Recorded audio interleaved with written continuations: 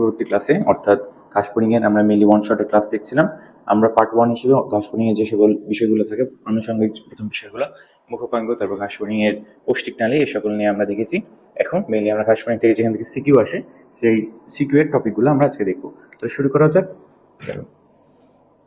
Mainly আমাদের আজকে শুরুর আলোচনার টপিক হচ্ছে রক্ত সংবহন তন্ত্র, ঘাসফড়িং এর রক্ত সংবহন তন্ত্র। তো তার আগে আমরা দেখবো যে রক্ত সংবহন তন্ত্র আছে কয় ধরনের। তাহলে রক্ত সংবহন তন্ত্র আছে দুই ধরনের, একটা হচ্ছে আমাদের কি মুক্ত, একটা কি আরেকটা তাহলে হবে আমাদের বদ্ধ। এখন মুক্ত রক্ত সংবহন তন্ত্র জিনিসটা কি আর একটা বদ্ধ রক্ত সংবহন তন্ত্র এই জিনিসটা কি। মেইনলি আমাদের বডিতে কি আছে, আমাদের বডিতে হৃৎপিণ্ড আছে। হৃৎপিণ্ড আমাদের সম্পূর্ণ শরীরে রক্ত পাম্প করে কিসের মাধ্যমে? রক্ত নালিকার মাধ্যমে। এখন আমাদের যে রক্তটা হৃৎপিণ্ড এবং রক্তনালীর মাধ্যমে প্রবাহিত হচ্ছে, এর বাইরে কিন্তু আমাদের দেহের অন্যান্য কোষে বা দেহ গহ্বরে কিন্তু যাচ্ছে না। দেহ গহ্বরে নিয়ে যায় কিন্তু সেটা রক্ত না, সেটা হচ্ছে আমাদের লসিকা গেল।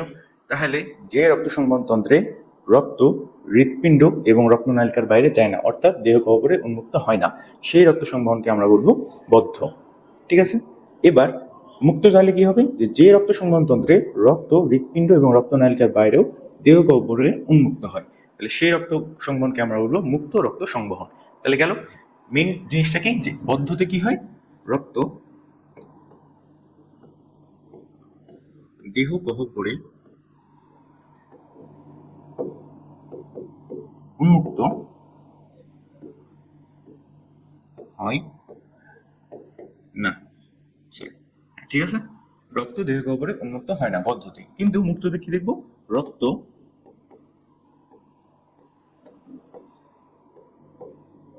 দেহ গহ্বরে উন্মুক্ত হয়। তাহলে এই মুক্ত এবং মধ্য বোঝা গেল, এতটুকু বুঝতে হবে। আর মেইনলি পর্ব কয়টা আছে? মোট মেজর পর্ব আছে 9টা। এই 9টা পর্বের মধ্যে কোথায় মুক্ত রক্ত সংবহন দেখা যায় আর কোথায় বদ্ধ রক্ত সংবহন দেখা যায়। আমরা এখন যেহেতু গরমের সময় আর প্রতিনিয়ত এসি ব্যবহার করছি, তাহলে এসি কি তোমাদের খোলা রুমে ব্যবহার করা হয় না বদ্ধ রুমে ব্যবহার করা হয়? অবশ্যই বদ্ধ রুমে। তাহলে কি বদ্ধ রক্ত সংবহনের উদাহরণ কি হবে আমাদের? এ এবং সি, অর্থাৎ অ্যানেলিডা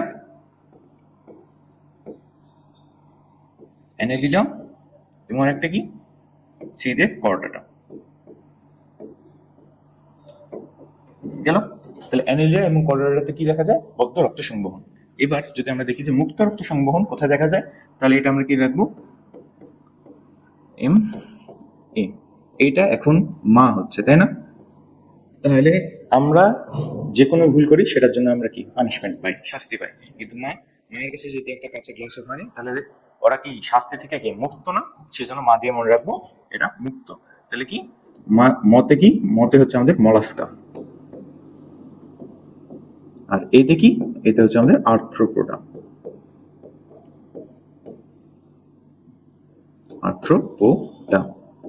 এখন ঘাসফড়িং কি আর্থ্রোপোডা পর্বের অন্তর্ভুক্ত না? তাহলে আমাদের ঘাসফড়িং এর রক্ত সংবহন তন্ত্র কি রকম হবে? মুক্ত ধরনের হবে। ঠিক আছে, তাহলে এই জিনিসটুকু বোঝা গেল। তাহলে ঘাসফড়িং এর রক্ত সংবহন তন্ত্র নিয়ে আমরা কথা বলি। তাহলে কি গেল? ঘাসফড়িং এর রক্ত সংবহন।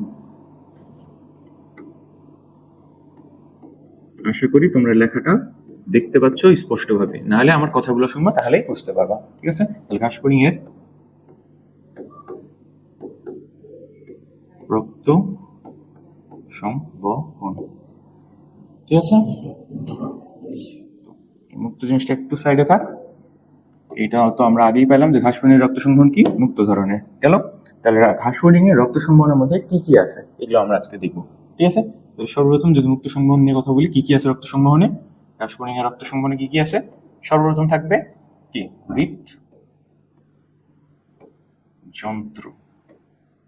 হৃদযন্ত্র। ঠিক আছে, বা এখানে খণ্ডাত্মক জায়গায় দ লিখতে পারে, কোনো সমস্যা নেই। হৃদযন্ত্র। আরেকটা কি? হিমোসিল এবং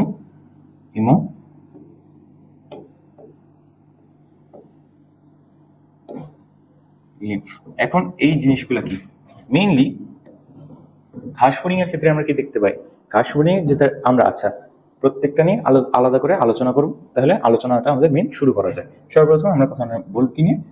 লিম্ফ নিয়ে। লিম্ফ মানে আমরা কি পেয়েছিলাম? আমরা যখন রক্তচক্রটা পড়ি তখন কি দিচ্ছিলাম, লিম্ফ মানে ছিল কি লসিকা, তাই না? ঘাসফড়িংয়ের ক্ষেত্রে রক্তটা কি হয়, দেহগহ্বরে মুক্ত হচ্ছে না। আর আমরা যখন লসিকা জিনিসটা পড়েছিলাম তখন লসিকা জিনিসটা কি ছিল, যে লসিকাটা রক্ত থেকে পুষ্টিগুলা সরাসরি দেহকোষে বা দেহগহ্বরে নিয়ে যায়, তাই না? ঘাসফড়িংয়ের ক্ষেত্রে কিন্তু রক্তটা কি ডিরেক্ট মুক্ত হয়ে যাচ্ছে লসিকার মাধ্যমে, অনেকটা কি লসিকার মতো না।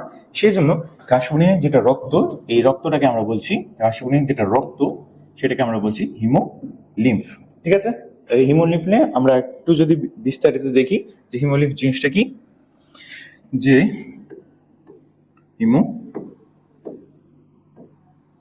লিম্ফ, ঠিক আছে, লিম্ফ, ঠিক আছে। এই হিমোলিম্ফের ক্ষেত্রে যদি আমরা দেখি তাহলে কি ঘাসফড়িং এর রক্ত সংবহনতন্ত্রে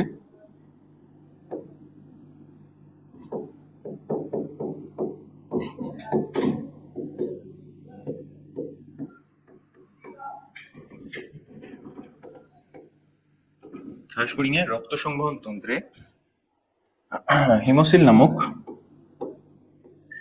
হিমোসিল দেখলাম না, হিমোসিলটাও থমো আসছে হিমোসিলের মধ্যে, তাহলে হিমোসিল নামক দেহগহ্বরে ঘাসফড়িং এর যে রক্ত সংবহন তন্ত্রে রক্ত সংবহন তন্ত্রে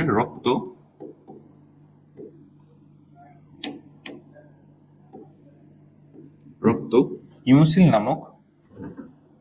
নামক দেহগহ্বরে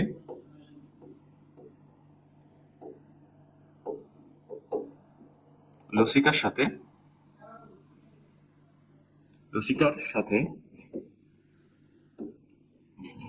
কি মিশ্রিত অবস্থায় থাকে।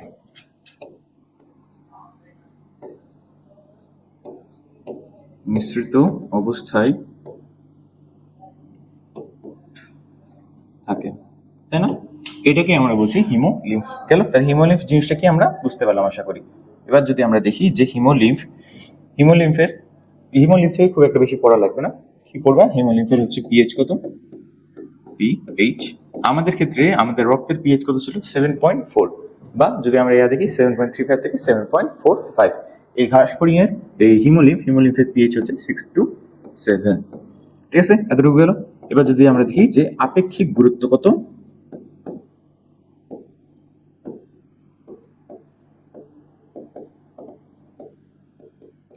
রক্তের ক্ষেত্রে আমরা আপেক্ষিক গুরুত্ব কত দেখেছিলাম 1.065, সম্ভবত 1.065। এই ক্ষেত্রে আমরা দেখবো 1.01 থেকে 1.06 পর্যন্ত।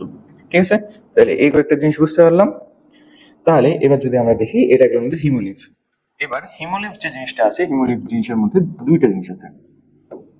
হিমোলিম্ফটা কি মেনলি কি ঘাসফড়িং এর রক্ত না,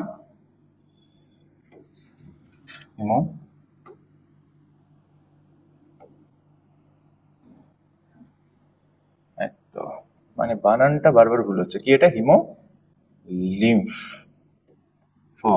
ময়ে ফয়ে যুক্ত। ঠিক আছে, ময়ে ফয়ে যুক্ত লিম্ফ।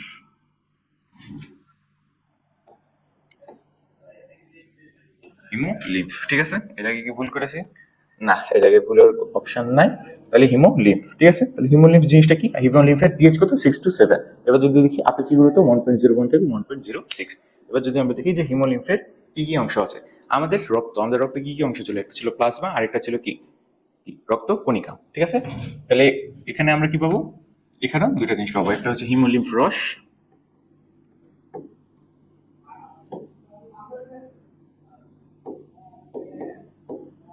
বা প্লাজমা, একটা কি, একটা হচ্ছে আমাদের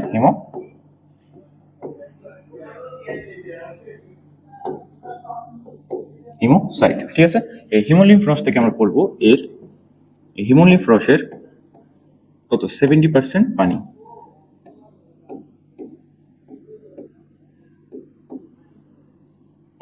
আর আমাদের রক্তের ক্ষেত্রে যে প্লাজমাটা ছিল, সেই প্লাজমা কতটুকু পানি ছিল, প্রায় যত আমার মনে আছে 90 থেকে 92% পানি ছিল। ঠিক আছে, এবার যদি আমরা দেখি যে হিমোলিম্ফের ক্ষেত্রে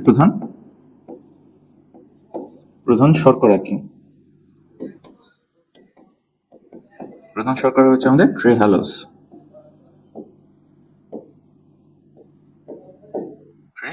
ঠিক আছে, এরপর যদি আমরা দেখি প্রধান লিপিড, প্রধান লিপিড, তাহলে প্রধান লিপিড কি ছিল আমাদের?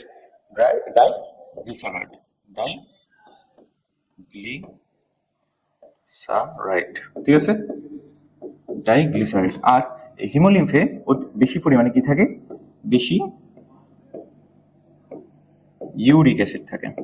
এখন ঘাসফড়িংয়ের ক্ষেত্রে যে মেইনলি রেচন পদার্থ হচ্ছে আমাদের সেই রিচ ইউরিক অ্যাসিড। এই ইউরিক অ্যাসিডটা হিমোসিলের মাধ্যমে কি হিমোলিম্ফ রসের মাধ্যমে কি পরিবহন হয়। এবার যদি আমরা দেখি যে হিমোসাইট, মেইনলি যে হিমোসাইট, এই হিমোসাইট আছে আমাদের তিন ধরনের, ঘাসফড়িংয়ের ক্ষেত্রে তিন ধরনের আছে। একটা হচ্ছে আমাদের ছোট হিমোসাইট, ছোট তো না, প্রাক হিমোসাইট বা প্রো হিমোসাইট, প্রাক বা প্রো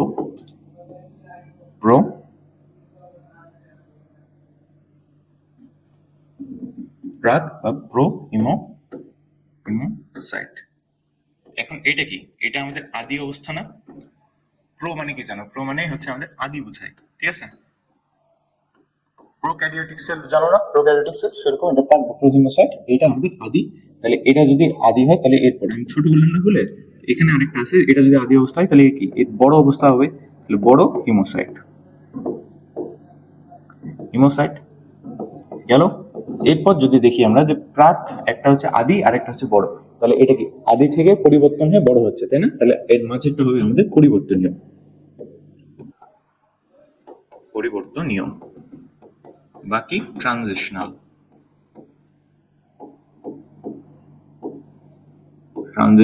হিমোসাইট, ঠিক আছে। এখন আমাদের মনে রাখতে হবে কি যে পার্সেন্টেজ কত করে, মেইনলি যে ট্রানজিশনাল হিমোসাইট এর পার্সেন্টেজটা বেশি। কি এটা হচ্ছে আমাদের 23%, এটা হচ্ছে আমাদের 68%, আর বাকি 9% হচ্ছে আমাদের বড় হিমোসাইট। তাহলে আশা করি তোমাদের হিমোলিম্ফ জিনিসটা তোমাদের মোটামুটি ক্লিয়ার হয়েছে, ঠিক আছে। তাহলে হিমোলিম্ফ জিনিসটা কি? এটা মেইনলি হচ্ছে ঘাসফড়িংয়ের রক্ত গেল এটাই। আর লিম্ফ কেন বলছে? কারণ লুস্টিকার সাথে এটা মিশ্রিত থাকছে আমাদের দেহ, মানে ঘাসফড়িংয়ের দেহ গহ্বরে। এখন যেহেতু দেহ গহ্বর কথাটা চলে আসলো, তাহলে আমরা আসবো এখন সিল নিয়ে। সিল মানে কি জানো? সিল মানে হচ্ছে গহ্বর বোঝায়। তাহলে হিমোসিল মানে কি? রক্তের যে গহ্বরটা আছে, মানে রক্ত যে গহ্বরে থাকে, ঠিক আছে, হিমোসিল। মেইনলি যে হিমোসিল আছে এই হিমোসিলটা তিন ধরনের আছে। একটা হচ্ছে কি হিমোসিলটা আমাদের কি আছে? তিন ধরনের আছে। একটা হচ্ছে কি আমাদের, একটা হচ্ছে আমাদের পেরি কার্ডিয়াল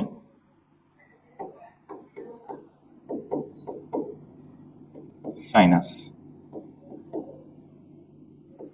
ঠিক আছে। একটা হচ্ছে আমাদের পেরিকার্ডিয়াল সাইনাস, আর একটা হচ্ছে আমাদের পেরি ভিসেরাল সাইনাস, আর আরেকটা কি আমাদের, আরেকটা হচ্ছে আমাদের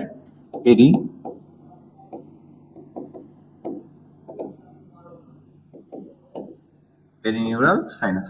তাহলে এই তিনটা জিনিস কি আমাদের? এই তিনটা হচ্ছে জিনিস আমাদের দেহ গহ্বর। সাপোজ একটা যদি সংক্ষিপ্ত চিত্র রাখি, সাপোজ এটা হচ্ছে আমাদের সেই ঘাসফড়িং, নট মাছ, এটা হচ্ছে আমাদের ঘাসফড়িং, এটা ঘাসফড়িং এর মাথা। এখন কি এটা দেহ গহ্বর না? এই দেহ গহ্বরেরই তিনটা অংশ আছে, একটা হচ্ছে এরকম, আরেকটা এরকম। তাহলে কি তিনটা অংশ গেল, 1 2 3, তিনটা অংশ গেল না? এখন যদি আমরা দেখি যে কোনটা পেরিকার্ডাল, কোনটা পেনিভিসাল, আর এটা কোনটা পেরিনিউরাল। ঘাসফড়িং কি উন্নত না অনুন্নত? অবশ্যই আমাদের থেকে অনুন্নত গেল। এখন আমরা যদি দেখি কার্ডিয়াল মানে কি জানো? কার্ডিয়াল মানে অলওয়েজ হৃৎপিণ্ড বোঝায় বা হৃৎ টাইপ জিনিস বোঝায়, ঠিক আছে, হার্ট নিয়ে বোঝায়। আর পেরিনিউরাল এটা স্নায়ুরা বোঝায় বা স্নায়ু রজ্জু নিয়ে বোঝায় গেল। এখন যদি আমরা দেখি যে আমাদের ক্ষেত্রে যে হৃৎপিণ্ড অঙ্কীয় পৃষ্ঠ কোনটা জানো? এটা হচ্ছে আমাদের অঙ্কীয় সাইড, এটা আমাদের কি পিঠ না? পিঠ, এটা হচ্ছে আমাদের পৃষ্ঠীয় সাইড। তাহলে পিঠ দিয়ে পৃষ্ঠীয় সাইড, আর এটা কি? এটা হলো আমাদের অঙ্কীয় সাইড। এখন আমাদের যেটা হৃৎপিণ্ড এইখানে আছে কি, এটা তাহলে কি অঙ্কীয় সাইডে হৃৎপিণ্ড থাকছে, আর পিঠ এই সাইডে কি থাকছে? এই সাইডে থাকছে আমাদের স্নায়ু রজ্জু। তাহলে পৃষ্ঠীয় সাইডে স্নায়ু রজ্জু, অঙ্কীয় সাইডে হৃৎপিণ্ড। এটা কার ক্ষেত্রে? আমাদের ক্ষেত্রে। আমরা কর্ডাটা আমাদের উন্নতর ক্ষেত্রে, আর্থ্রোপোডা কি অনুন্নত, তাহলে কি নন কর্ডেড। এটার অপোজিটটা হবে, ওদের কি হবে? আমাদের যেহেতু হৃৎপিণ্ড অঙ্কীয় দেশে আছে, ওদের হৃৎপিণ্ড যেটা এটা থাকবে আমাদের পৃষ্ঠীয় দেশে, আর আমাদের যেহেতু স্নায়ুরজ্জুটা পৃষ্ঠীয় দেশে আছে, তাহলে ওদের স্নায়ুরজ্জুটা থাকবে অঙ্কীয় দেশে, ঠিক আছে। তাহলে এটা যদি ওপরের সাইড হয় তাহলে এটা কি? এটা হবে পৃষ্ঠীয় অঞ্চল, এটা হবে পৃষ্ঠীয়, আর এই সাইডটা হবে আমাদের কি অঙ্কীয়। অঙ্কীয়, ঠিক আছে। এখন আমরা কি দেখলাম যে আমাদের অঙ্কীয় সাইডে কি আছে, হৃৎপিণ্ড আছে। তাহলে ওদের হৃৎপিণ্ডটা মানে হৃদযন্ত্র যেটা কোথায় থাকবে, পৃষ্ঠ সাইডে থাকবে। তাহলে এই সাইডে কি থাকবে আমাদের, এই সাইডে থাকবে আমাদের হৃদযন্ত্র গেল। আর যেহেতু আমাদের স্নায়ুরজ্জুটা কোথায় আছে, পৃষ্ঠীয় সাইডে আছে, তাহলে স্নায়ুরজ্জুটা থাকবে আমাদের অঙ্কীয় সাইডে। তাহলে এই অঙ্কীয়তে থাকবে আমাদের স্নায়ু রজ্জু। তাহলে এই জিনিসটা বোঝা গেল যে কোনটা কোথায় স্নায়ুরজ্জু থাকছে, স্নায়ুরজ্জুটা থাকছে অঙ্কীয়তে, এবং যে হৃদযন্ত্র সেটা থাকছে আমাদের পৃষ্ঠীয়তে গেল। তাহলে কার্ডিয়াল মানে যেহেতু আমি বলেছি কি হৃৎপিণ্ড টাইপ না, তাহলে পেরিকার্ডিয়াল সাইনাসটা কোথায় থাকবে, পেরিকার্ডিয়াল সাইনাসটা থাকবে পৃষ্ঠীয় অংশে, ঠিক আছে। তাহলে পেরিকার্ডিয়াল সাইনাসটা থাকবে আমাদের পৃষ্ঠীয় অংশে। আর নিউরাল, নিউরাল মানে কি বোঝায়, নিউরাল মানে বুঝলাম আমরা স্নায়ু রিলেটেড। তার স্নায়ুরজ্জুটা কোথায় থাকছে, স্নায়ুরজ্জুটা থাকছে আমাদের অঙ্কীয় সাইডে, ঠিক আছে। তাহলে অঙ্কীয় সাইডে কি থাকছে, স্নায়ু রজ্জু। তাহলে পেরিনিউরাল সাইনাস কোথায় থাকছে, পেরিনিউরাল সাইনাস থাকবে আমাদের অঙ্কীয় পাশে। এবার গেল কার্ডিয়াল, গেল নিউরাল, গেল মাঝে থাকলো কি ভিসারাল। ভিসারাল ভ দিয়ে কি, ভ দিয়ে ভিতরে বোঝায়। তাহলে ভিসারালটা কি, এই ভিতরের সাইডে থাকে আমাদের ভিসারাল, পেরিভিসেরাল। এই পেরিভিসেরাল সাইডে মেইনলি যত পৌষ্টিক নালী, পৌষ্টিক তন্ত্র এই বিষয়গুলো আছে, ঠিক আছে। পেরিভিসেরালে কি আছে, পেরিভিসেরালে আছে আমাদের পৌষ্টিক নালী,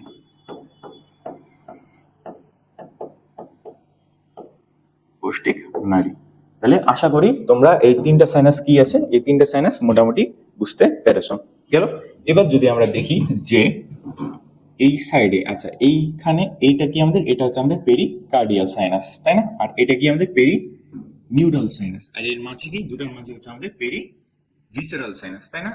এই তিনটা সাইনাসকে দুইটা পর্দা আলাদা করে রাখছে। কোন দুইটা পর্দা, একটা হচ্ছে আমাদের কি, একটা আলাদা কালার দিয়ে দেখায়। তাহলে আমাদের মোট তিনটা, এটা একটা সাইনাস, এটা একটা সাইনাস, এটা আরেকটা সাইনাস, তিনটা সাইনাস, তিনটা সাইনাস। এই তিনটা সাইনাসকে দুইটা পর্দা আলাদা করে রাখছে। এই দুইটা পর্দা আমাদের দুটো সাইনাসকে আলাদা করে রাখছে, এটা একটা পর্দা আর এইটা আরেকটা পর্দা, তাই না। তাহলে এই দুইটা পর্দা তিনটা সাইনাসকে আলাদা করছে। এখন যদি আমি বলি যে কোন পর্দার নাম কোনটা, এই পর্দাটা কি পৃষ্ঠীয় সাইডে আছে না, সেই জন্য এই পর্দার নাম হচ্ছে আমাদের পৃষ্ঠীয় পর্দা, ঠিক আছে। তাহলে এইটা যদি আমাদের পৃষ্ঠীয় পর্দা হয়, এটা কি আমাদের অঙ্কীয় সাইডে আছে না, তাহলে এটার নাম কি দিব আমরা, বলো, অঙ্কীয় পর্দা, ঠিক আছে। তাহলে এটা গেল আমাদের পৃষ্ঠীয় পর্দা, এটা গেল আমাদের অঙ্কীয় পর্দা। এখন তোমাকে যদি জিজ্ঞেস করে যে পৃষ্ঠীয় পর্দার অবস্থান কোথায়, তুমি কি বলবা, উপরে আছে আমাদের পেরিকার্ডিয়াল সাইনাস, নিচে আছে আমাদের পেরিভিসেরাল সাইনাস, ঠিক আছে। তাহলে পেরিকার্ডিয়াল সাইনাস এবং পেরিভিসেরাল সাইনাসের মাঝে যে পর্দাটা আছে, সেই পর্দাটাকে আমরা কি বলবো, পৃষ্ঠীয় পর্দা। আবার পেরিভিসেরাল সাইনাস এবং নিচে কি, পেরিনিউরাল সাইনাস, এই পেরিভিসেরাল আর নিউরাল এই দুইটার মাঝে কি আছে, এই দুইটার মাঝে আমাদের অঙ্কীয় পর্দাটা আছে, ঠিক আছে। তাহলে আশা করি তোমরা এই জিনিসটা বুঝতে পেরেছো গেল। তাহলে এই তিনটা হিমোসিলে তিনটা সাইনাস আমাদের কমপ্লিট, আশা করি কমপ্লিট হয়েছে। আমি চিত্রটা মুছে দিলাম, তোমাদের বই সুন্দর চিত্র দেওয়া আছে, ঠিক আছে। তাহলে তোমাদের কি থাকবে, যে পেরিকার্ডিয়াল কি থাকে, পেরিকার্ডিয়াল থাকে আমাদের হৃদযন্ত্র গেল। পেরিভিসেরাল কি থাকে, পেরিভিসেরাল থাকে আমাদের পৌষ্টিক নালী। নিউরালে কি থাকবে আমাদের, তাহলে স্নায়ু রজ্জু গেল। তাহলে তিনটা জিনিস ক্লিয়ার। এবার যদি আমরা দেখি অবস্থান অনুযায়ী, পেরি হৃদযন্ত্র কোথায় থাকবে, এটা থাকবে আমাদের পৃষ্ঠীয়তে, ঠিক আছে। আর এটা কোথায় থাকবে, স্নায়ুরজ্জু, এটা থাকবে আমাদের অঙ্কীয়তে গেল। তাহলে এই তিনটা জিনিস মোটামুটি আশা করি তোমাদের ভালো মতোই ক্লিয়ার হয়ে গেছে, যে কোনটা পেরিভিসেরাল, কোনটা কার্ডিয়াল, কোনটা পেরিনিউরাল গেল। এবার যদি আমরা দেখি, তাহলে আমাদের যে রক্ত সমান্তন্ত্রের তিনটা অংশ পেয়েছিলাম, কি কি, একটা গেল আমাদের হিমোলিম্ফ, ঠিক আছে। হিমোলিম্ফ কি, রক্ত ছিল, এটা ডান। এবার যদি আমরা দেখি হিমোসিলের তিনটা সাইনাস ডান। এবার যদি আমরা দেখি যে হৃদযন্ত্র জিনিসটা কি, ঠিক আছে।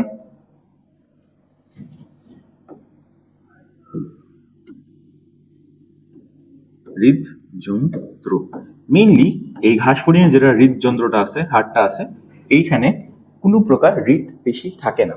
তাহলে কি, হৃদ পেশি থাকে না, তাই না। হৃদপেশি থাকছে না। আমাদের হৃৎপিণ্ড কিরকম ছিল, আমাদের হৃৎপিণ্ড হৃদপেশি দিয়ে আবৃত ছিল, অর্থাৎ কি একটা পিণ্ডাকার টাইপের ছিল না, সেই জন্য আমরা সেটা নাম দিয়েছিলাম হৃৎপিণ্ড, ঠিক আছে। কিন্তু এই হৃদযন্ত্রটা, এখানে কোনো টাইপের হৃদপেশি নাই, ঠিক আছে, কোনো টাইপের হৃদপেশি নাই, এবং এর গঠন অনেকটা রক্ত নালীর মতো গঠন, ঠিক আছে। রক্তনালীর মতো গঠন। যদি আমরা চিত্রটাই দেখি যে এইটা হচ্ছে আমাদের সেই হৃৎপিণ্ড। এই হৃৎপিণ্ড দেখো অনেকটা কি বলে রত্ননালীর মতো গঠন না, সেই জন্য এইটাকে আমরা কি বলছি হৃদযন্ত্র বলছি। তাহলে হৃদযন্ত্র বলার কারণ কি, এক এখানে হৃৎপেশি নাই, কোনো প্রকারের হৃৎপেশি থাকে না, আর কি এর গঠন রক্তনালীর মতো। তাহলে তোমাদের যদি কোশ্চেন আসে যে ঘাসফড়িং এর এটা ঘাসফড়িং এর রক্ত সংবহনতন্ত্র কি, এটা হৃদযন্ত্র কেন বলছে গেল এটা। এরপর যে যন্ত্রটা বলছে, এখন আমাদের যে হৃৎপিণ্ড, আমাদের হৃৎপিণ্ড কয় প্রকোষ্ঠ বিশিষ্ট ছিল? 4 প্রকোষ্ঠ বিশিষ্ট ছিল না আমাদের হৃৎপিণ্ড। আমাদের হৃৎপিণ্ড ঘাসফড়িং এর ক্ষেত্রে হৃদযন্ত্র, আমাদের যে হৃৎপিণ্ড এটা 4 প্রকোষ্ঠ বিশিষ্ট ছিল, কিন্তু ঘাসফড়িং এর যেটা হৃদযন্ত্র এটা কয় প্রকোষ্ঠ বিশিষ্ট? এটা হচ্ছে আমাদের 7 প্রকোষ্ঠ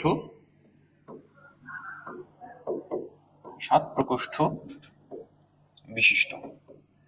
ঠিক আছে, তাহলে এই জিনিসটা বুঝলা। এবার এখানে আমরা আরেকটা পেশির নাম পড়বো, সেটার নাম কি আমাদের?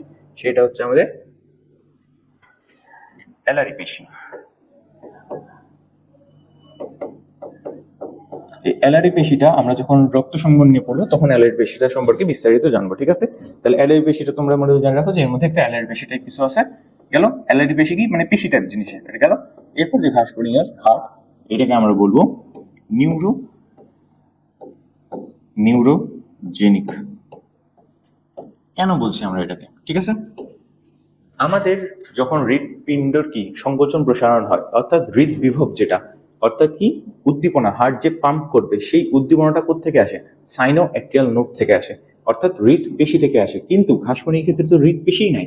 তাহলে এই জিনিসটা কি, তাহলে ঘাসফড়িং যে হৃৎপিণ্ড সংকোচন প্রসারণ হয়, এই উদ্দীপনাটা কোত্থেকে আসবে?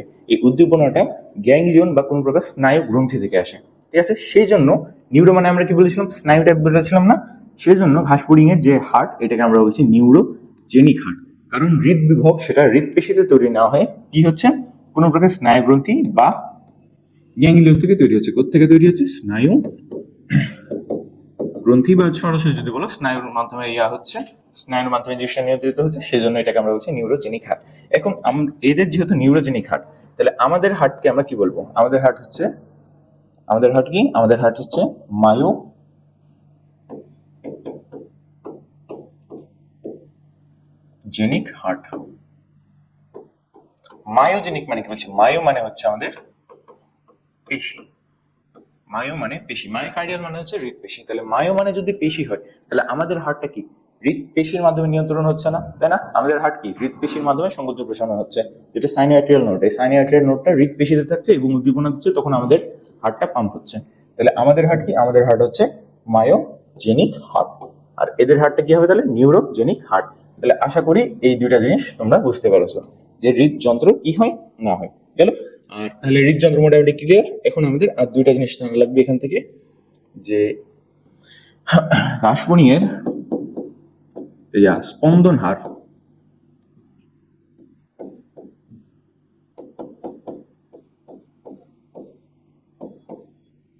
স্পন্দন হার কত?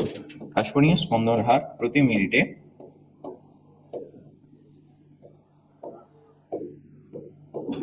কত? 100 থেকে 110 বার। এই জিনিসটা এমসিকিউ এর জন্য পড়ে রাখিও। ঠিক আছে, তাহলে ঘাসফড়িং এর স্পন্দন হার কত? 100 প্রতি মিনিটে 100 থেকে 110 বার। এবার যদি আমরা দেখি যে ঘাসফড়িং এর রক্ত সংবহনটা কিভাবে হচ্ছে। ঠিক আছে, রক্ত সংবহনটা কিভাবে হচ্ছে এটা আমরা দেখবো, যে ফুল বডিতে যে হিমোলিম্ফ এটা কিভাবে পরিবাহিত হচ্ছে।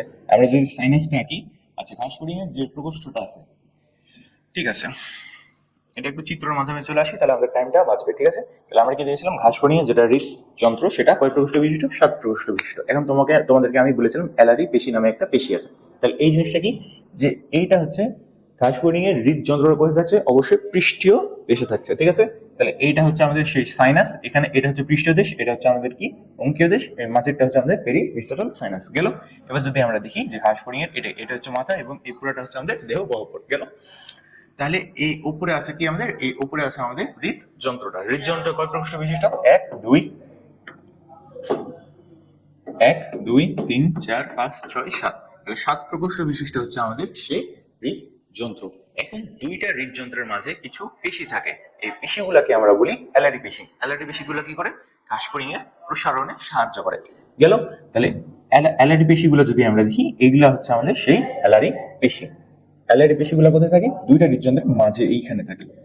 ঠিক আছে, চিত্র কেন এরকম দিয়েছে আমি খুব একটা বুঝছি না, কারণ অ্যালারি পেশি এইটার মাঝে থাকে। এখানে ধরো অ্যালারি পেশি আছে, ঠিক আছে, এটা পেশি, এই হচ্ছে অ্যালারি পেশি, এটা সংযোগস্থলে অ্যালারি পেশি, এইটা সংযোগস্থলে অ্যালারি পেশি, এখানে অ্যালারি পেশি, এখানে অ্যালারি পেশি, এখানে অ্যালারি পেশি, এখানে অ্যালারি পেশি। গেল। এখানে এই না, এটা এটা হচ্ছে অ্যালারি পেশি, এ দিয়ে অ্যালারি পেশি দিতে দেখো। তাহলে 7 প্রকোষ্ঠ বিশিষ্ট হচ্ছে আমাদের হৃদযন্ত্র। এই দুইটা হৃদযন্ত্রের মানে দুইটা প্রকোষ্ঠের মাঝে একটা করে অ্যালারি পেশি থাকবে, ঠিক আছে, মানে দুইটা হৃদযন্ত্রের মাঝে অ্যালারি পেশি থাকবে। এখন তাহলে তোমাদের বই লেখা আছে যে 7 প্রকোষ্ঠ বিশিষ্ট হৃদযন্ত্র এবং দুইটার মাঝে যেহেতু অ্যালারি পেশি থাকছে, তাহলে অ্যালারি পেশি কয়টা? অ্যালারি পেশি হচ্ছে 6টা থাকে। কি কি দেখো, এখানে 1টা 2টা 3টা 4টা 5টা 6টা, দুইটার মাঝে অ্যালারি পেশি থাকছে। গেল। এই জিনিসটা আশা করি তোমাদের ক্লিয়ার হয়েছে। বইয়ের চিত্র এরকম কেন আমি খুব একটা বুঝতে পারছি না। গেল। তাহলে এবার যে সংবহনতন্ত্র, রক্ত সংবহনতন্ত্র ঘটে কিভাবে?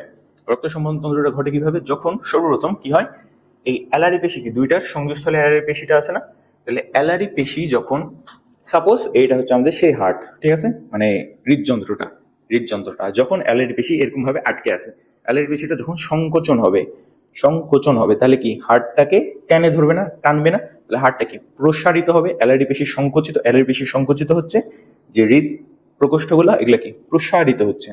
হৃদ প্রকোষ্ঠগুলো যখন প্রসারিত হয়, আরেকটা চিত্র এখানে সম্ভবত দেওয়া নাই, আমি অ্যাড করতে ভুলে গেছি এই চিত্রটা। তাহলে চিত্রটা কি হবে? একটা মিনিট, জাস্ট একটা মিনিট। এটা আগে যে এইটা আমরা দেখেছিলাম কি, এটা ছিল আমাদের সেই কাঙ্ক্ষিত হার্টটা। গেল। এটা ছিল আমাদের কাঙ্ক্ষিত হার্টটা।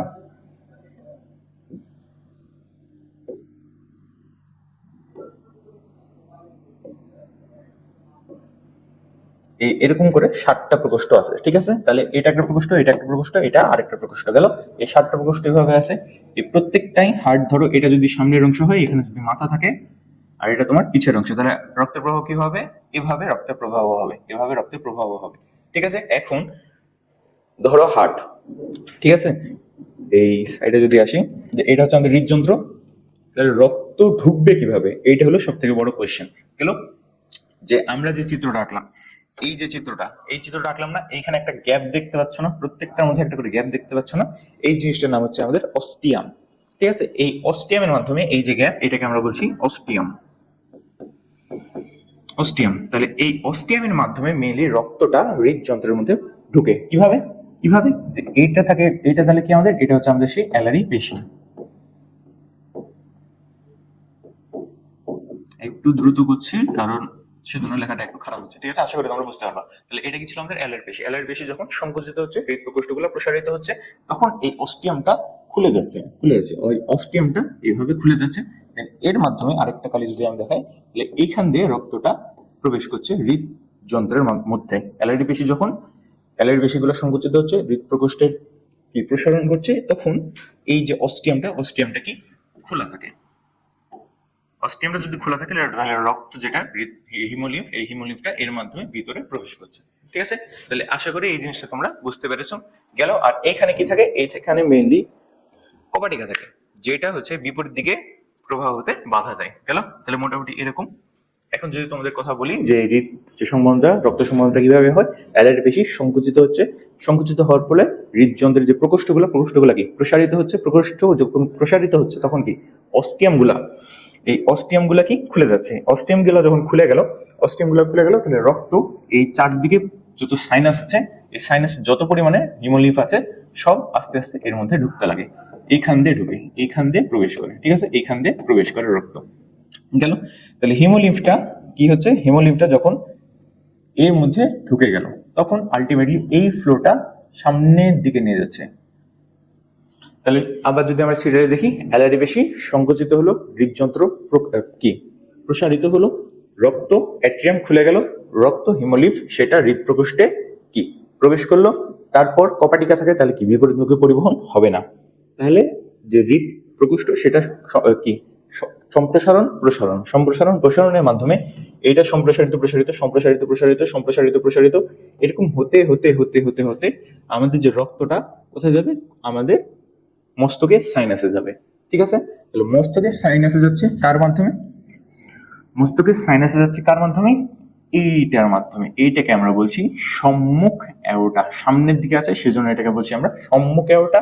এটা আছে আমাদের পিছের দিকে সেজন্য এটাকে কি বলছি আমরা, এটাকে বলছি আমরা পশ্চাৎ অ্যাওর্টা। তাহলে আশা করি রক্ত সংবহনটা তোমরা বুঝতে পেরেছো যে কি সর্বপ্রথম অ্যালারি পেশিগুলো কি সংকুচিত হচ্ছে, তারপর হৃদ প্রকোষ্ঠগুলো প্রসারিত হচ্ছে, অ্যালারি পেশি, তারপর অস্টিয়ামটা, এই অস্টিয়ামটা খুলে গেল, দেন রক্ত এই পেরিকার্ডাল সাইনাস থেকে প্রবেশ করলো এর মধ্যে, এর মধ্যে একমুখী পরিবহন হয়ে সম্মুখ অ্যাওর্টা হয়ে সম্মুখ অ্যাওর্টা হয়ে গেল আমাদের মস্তকে। এরপর রক্ত কি হয়, উপর থেকে গেল মস্তকে, মস্তক থেকে চলে যায় আমাদের নিচে পেরিনিউরাল সাইনাসেস, স্নায়ুরজ্জুতে চলে যায়, স্নায়ুরজ্জুতে চলে গেল, তারপর স্নায়ুরজ্জু থেকে চলে যাবে আমাদের পেরিভিসারালে, পেরিভিসারাল থেকে আবার সংযোজন প্রসারণের মাধ্যমে চলে যাবে আমাদের পেরিকার্ডিয়ালে, পেরিকার্ডিয়াল থেকে আবার রক্ত ঢুকবে, আবার পেশি সংকুচিত হবে, আবার অস্টিয়াম খুলবে, অস্টিয়াম খুলে রক্ত ঢুকবে হৃদযন্ত্রের মধ্যে, হৃদযন্ত্র থেকে যাবে মস্তকে, দেন আবার এই সাইডে। এটা তোমাদের বলেছে যে হৃৎপিণ্ডের প্রসারণ ঘটে, অর্থাৎ কি অ্যালারি পেশির সংকোচন ঘটে, অর্থাৎ কি অ্যালারি পেশি সংকুচিত হয়।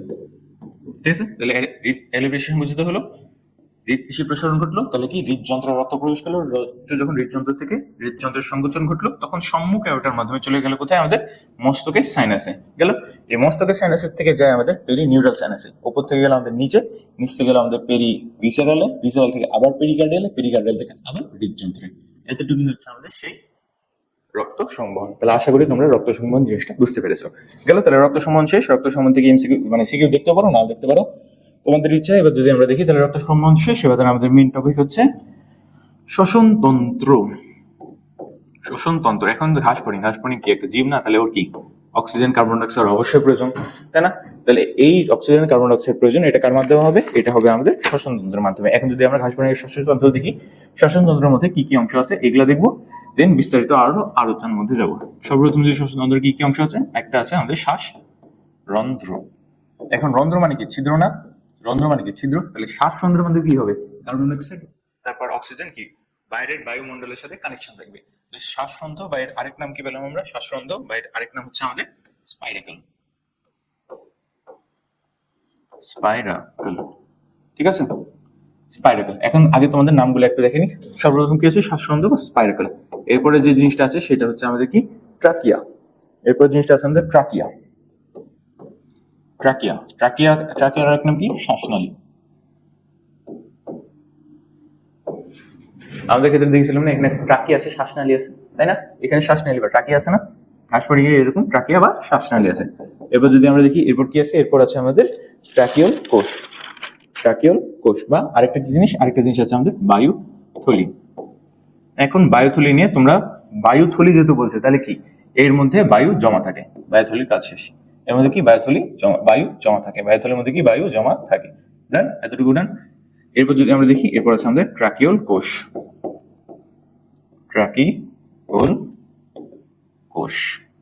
লেখা বুঝতে না পারলেও আমার কথা শুনবো, তাহলে আশা করি বুঝতে পারবো। তাহলে কি এরপর গেল শ্বাসরন্ধ্রের মধ্যে কি আছে, শ্বাসরন্ধ্র স্পাইরাকল, ট্রাকিয়া, শ্বাসনালী, বায়ুথলি আছে যার মধ্যে বায়ু জমা থাকে। এরপর আছে আমাদের ট্রাকিয়াল কোষ থেকে কি তৈরি হবে, ট্রাকিয়াল কোষ থেকে তৈরি হবে ট্রাকিওল। ঠিক আছে, তাহলে ট্রাকিওলটা কি একদম লোয়েস্ট না, একদম ছোট অংশ না। এই ট্রাকিওলটা সরাসরি যে দেহকোষের সাথে যুক্ত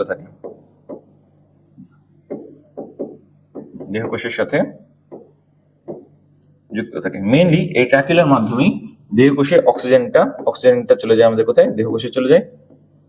অক্সিজেনটা চলে যায় আমাদের দেহকোষে,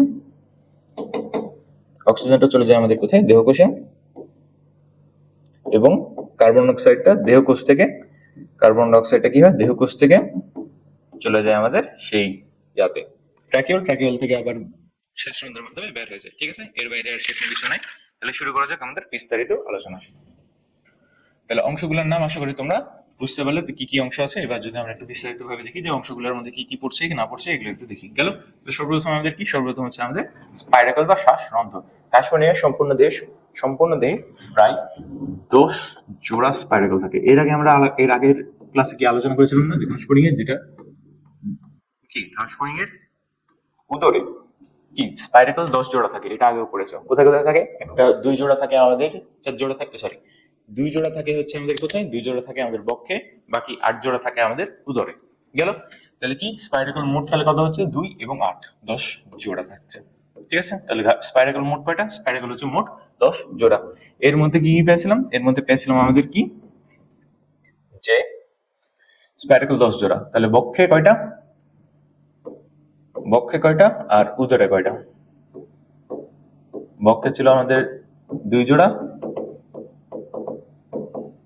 আর উদরে কয়টা? উদরে তাহলে বাকি 8 জোড়া গেল।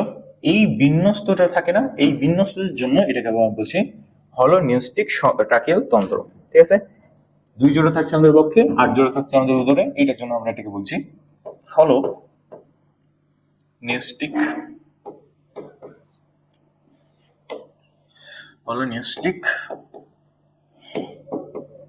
ট্রাকিয়াল তন্ত্র। তাহলে আশা করি স্পাইরাকলের জিনিসটা মোটামুটি আমাদের ক্লিয়ার হচ্ছে। এখন যদি আমরা স্পাইরাকল জিনিসটা কি কি দেখি, স্পাইরাকল যে জিনিসটা আছে, স্পাইরাকল মানে কি? শ্বাসরন্ধ্র। এই শ্বাসরন্ধ্রটা মেইনলি একটা আবরণ দ্বারা আবৃত থাকে। সে আবরণটা দিয়ে আবৃত থাকে, সেই আবরণটার নাম কি আমাদের? সেই আবরণটা হচ্ছে আমাদের পেরি, মানে কি চার না, তাহলে পেরিট্রিম। পেরিট্রিম আবরণে আবৃত, পেরিট্রিম আবরণে আবৃত গেল। তাহলে এই জিনিসটা গেল কি, যে স্পাইরাকল পেরিট্রিম আবরণে আবৃত থাকছে। আরেকটা যদি আমরা দেখি, যে এই স্পাইরাকলের মধ্যে একটা আমরা দেখি অ্যাট্রিয়েট স্পাইরাকল। অ্যাট্রিয়েট স্পাইরাকল কি? অ্যাট্রিয়েট স্পাইরাকল। এখন এই অ্যাট্রিয়েট স্পাইরাকল জিনিসটা কি, যে অ্যাট্রিয়াস স্পাইরাকল জিনিসটা কি, যে উদরের যে স্পাইরাকল গুলো আছে এগুলো অ্যাট্রিয়াম প্রকোষ্ঠে মুক্ত হয়। আমাদের উদরের যে স্পাইরাকল গুলো আছে এগুলা অ্যাট্রিয়াম প্রকোষ্ঠে মুক্ত হয়। ঠিক আছে? তাহলে উদরের স্পাইরাকল গুলো অ্যাট্রিয়াম প্রকোষ্ঠে মুক্ত হয়, সেজন্য এটাকে বলছি আমরা অ্যাট্রিয়েট স্পাইরাকল। তাহলে উদরে কয়টা প্রকোষ্ঠ? উদরের যে স্পাইরাকল, উদরে কয়টা স্পাইরাকল আছে? 8 জোড়া। তাহলে অ্যাট্রিয়েট স্পাইরাকল কয়টা পেলাম আমরা? অ্যাট্রিয়েট স্পাইরাকল পেলাম আমরা 8 জোড়া গেল। তাহলে এই জিনিসটুকুই পড়া লাগবে, এর বাইরে সেরকম কিছু ঝামেলা নাই। তাহলে আমাদের স্পাইরাকলটা শেষ। এবার যদি আমরা দেখি ট্রাকিয়া। ট্রাকিয়া একটু বড় করে লিখি, একটু বেশি বড় হয়ে গেল, ট্রাকিয়া। ঠিক আছে? তাহলে ট্রাকিয়া, ট্রাকিয়া থেকে আমরা কি মনে রাখবো? এর মাধ্যমে বায়ু প্রবাহিত হয়। ট্রাকিয়ার মাধ্যমে কি হয়? বায়ু প্রবাহিত হয়।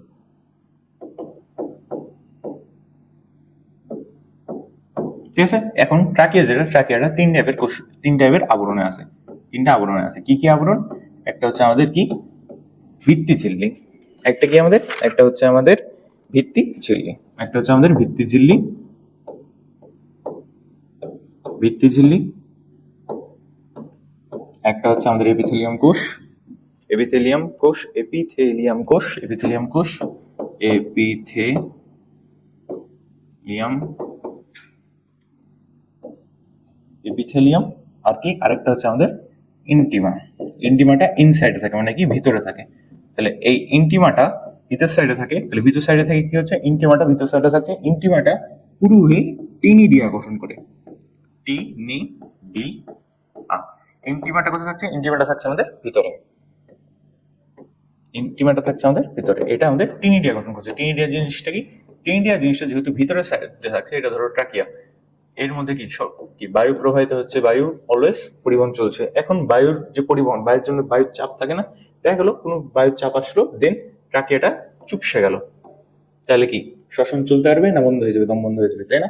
তাহলে যেহেতু এই চুপসে যেতে না যায়, সেই জন্য ইন্টিমাটা, ভিতরে যে ইন্টিমা, এই ইন্টিমাটাও কি বলে ঘন ভাবে হয়ে একটা রিং তৈরি করে।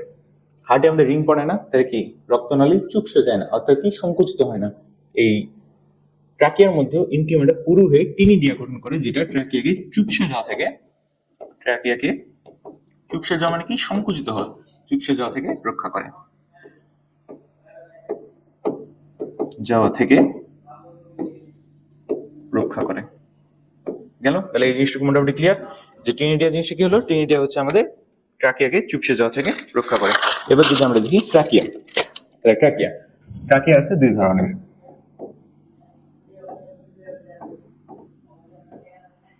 ট্রাকিয়া আছে আমাদের 2 ধরনের। কি কি? একটা হচ্ছে আমাদের অনুদৈর্ঘ্য আর একটা হচ্ছে আমাদের অনুপ্রস্থ।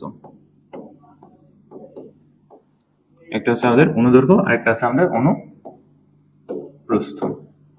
এখন এই অনুদৈর্ঘ্য ট্রাকিয়া 3 ধরনের আছে। অনুদৈর্ঘ্য ট্রাকিয়া আমাদের 3 ধরনের আছে। কি কি? অনুদৈর্ঘ্য ট্রাকিয়াটা আমাদের 3 ধরনের আছে। 3 ধরনের নাম যদি আমি বলি তাহলে তোমরা বুঝতে পারবে এর অবস্থান কোথায়। অনুদৈর্ঘ্য ট্রাকিয়া আছে আমাদের পৃষ্ঠীয় অনুদৈর্ঘ্য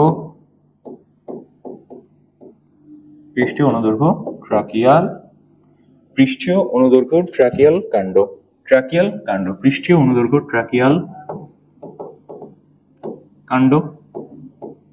ঠিক আছে, তাহলে পৃষ্ঠীয় অনুদৈর্ঘ্য ট্রাকিয়াল কাণ্ড। এরপর যদি আমরা দেখি পৃষ্ঠীয় গেল তাহলে কি আসবে আমাদের অঙ্কীয় অনুদৈর্ঘ্য ট্রাকিয়াল কাণ্ড গেল।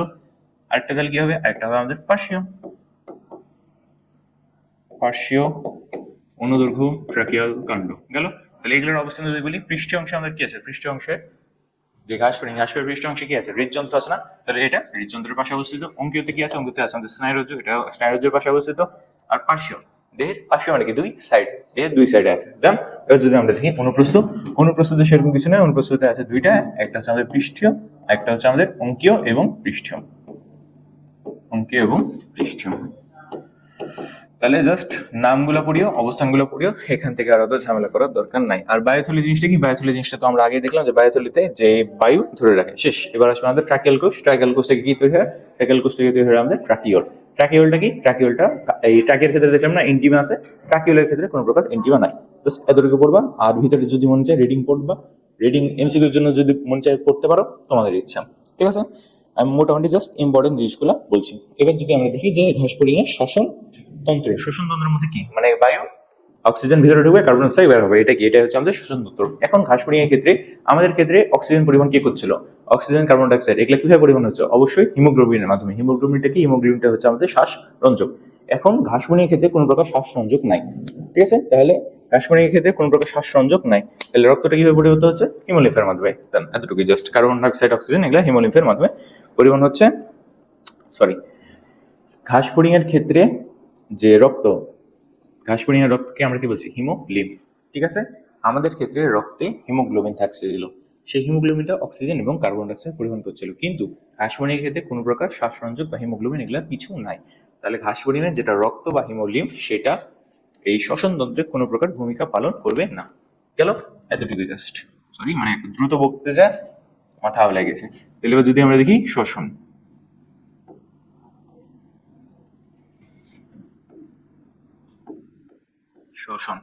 কি দুই ধরনের আছে না, একটা হচ্ছে প্রশ্বাস অর্থাৎ কি শ্বাস গ্রহণ, একটা শ্বাস গ্রহণ, আর একটা কি নিঃশ্বাস, তাই না। এখন প্রশ্বাসটা মেনলি হয়, নিঃশ্বাস তো কি নদী, কি নদী নিঃশ্বাস, নদী এটা হচ্ছে একটা নিষ্ক্রিয় প্রক্রিয়া। তুমি যদি যখনই প্রশ্বাস নেবা তখন আলটিমেটলি তোমাকে নিঃশ্বাসও নেওয়া লাগবে। নিঃশ্বাসটা কি, নিঃশ্বাসটা হচ্ছে আমাদের একটা নিষ্ক্রিয় প্রক্রিয়া। এখন যদি আমরা দেখি যে স্পাইরাকলের মাধ্যমে কি হয়, অক্সিজেন দেহের ভিতরে ঢুকে কার্বন ডাই অক্সাইড বের হয়ে যায়, তাই না। তাহলে এই প্রশ্বাসের ক্ষেত্রে অবশ্যই স্পাইরাকলটা হেল্প করছে। এখন প্রশ্বাসের ক্ষেত্রে কি, প্রশ্বাসী স্পাইরাকল কয়টা আছে,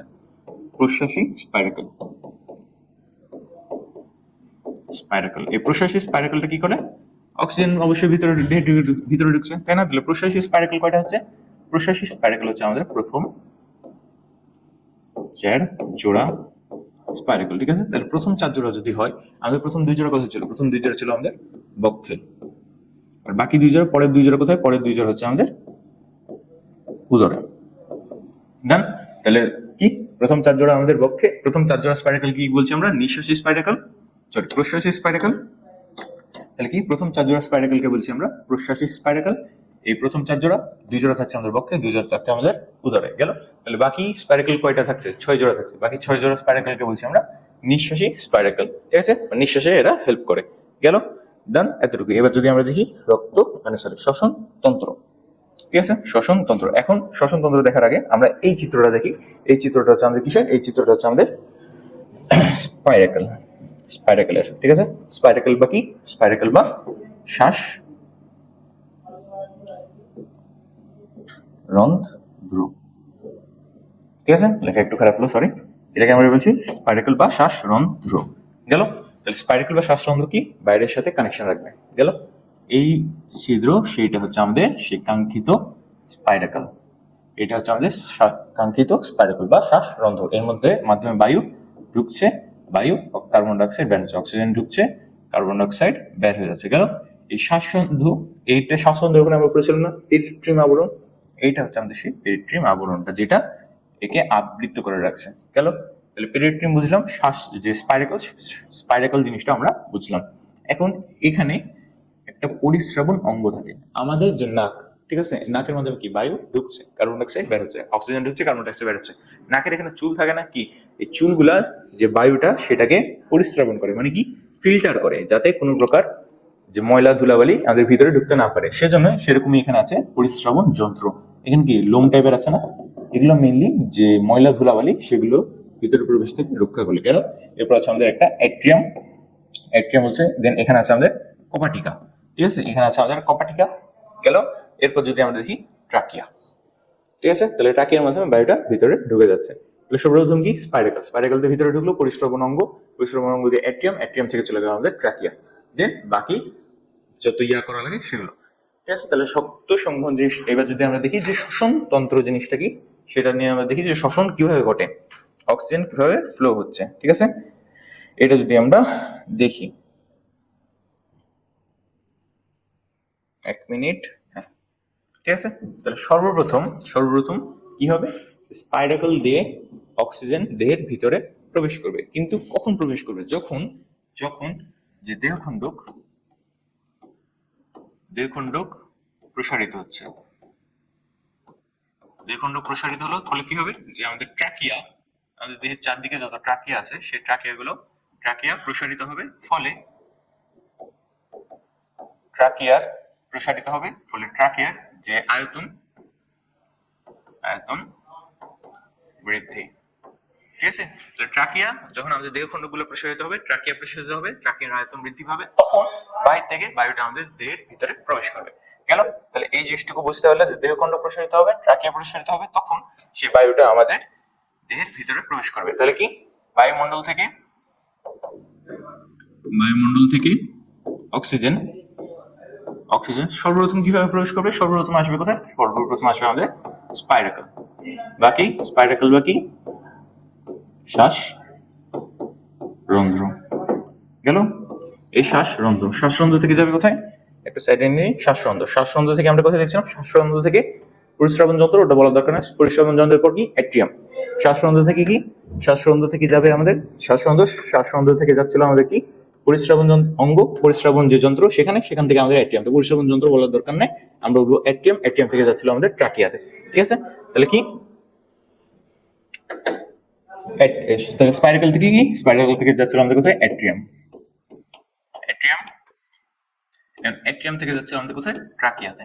ট্রাকিয়া কি আমাদের মেন শ্বাসনালী। গেল, তাহলে ট্রাকিয়া হচ্ছে আমাদের মেন শ্বাসনালী। এই ট্রাকিয়া থেকে কোথায় যাচ্ছিল আমাদের ট্রাকিয়া থেকে যাচ্ছিল আমাদের ট্রাকিওল, তাহলে ট্রাকিওল জিনিসটা কি, আরো শাখা প্রশাখা, আরেকটা চিত্র আমি অ্যাড করে নি, থামো, যদি একটু কাছে নিয়ে এসে দেখাই যে এইটা ছিল আমাদের সেই স্পাইরাকল, ঠিক আছে? স্পাইরাকল দিয়ে জিনিসটা, রক্তটা আমাদের দেহের ভিতরে প্রবেশ করছিল, আশা করি দেখতে পাচ্ছ, তোমাদের বইয়ের চিত্রটা আছে, স্পাইরাকল দিয়ে অক্সিজেন প্রবেশ করছিল, দেন এই সাইড দিয়ে ঢুকছে, এটা হচ্ছে আমাদের ট্রাকিয়াটা। ট্রাকিয়া কি ক্লাটিনিয়া বোঝাচ্ছে, দরকার নেই, এখান থেকে আসবে আমাদের ট্রাকিয়াল কোষ, দেন আরো বিভাজিত হয়ে আমাদের দেহকোষে ছড়িয়ে পড়বে। তাহলে কি ট্রাকিয়াটা আরো যখন ভাগ হচ্ছে তখন তৈরি হচ্ছে আমাদের ট্রাকিওল থেকে আমাদের দেহকোষে আসছে, ঠিক আছে? তাহলে এতটুকুই বই দেখে করলে হয়, যে কোনো টপিক বাদ যায় না, ঠিক আছে? তাহলে এটা কি, বায়ুমণ্ডল থেকে অক্সিজেন থেকে স্পাইরাকল থেকে আসলে আমাদের অ্যাট্রিয়াম থেকে আসলে আমাদের ট্রাকিয়া থেকে আসলে আমাদের ট্রাকিওল থেকে কি হয়,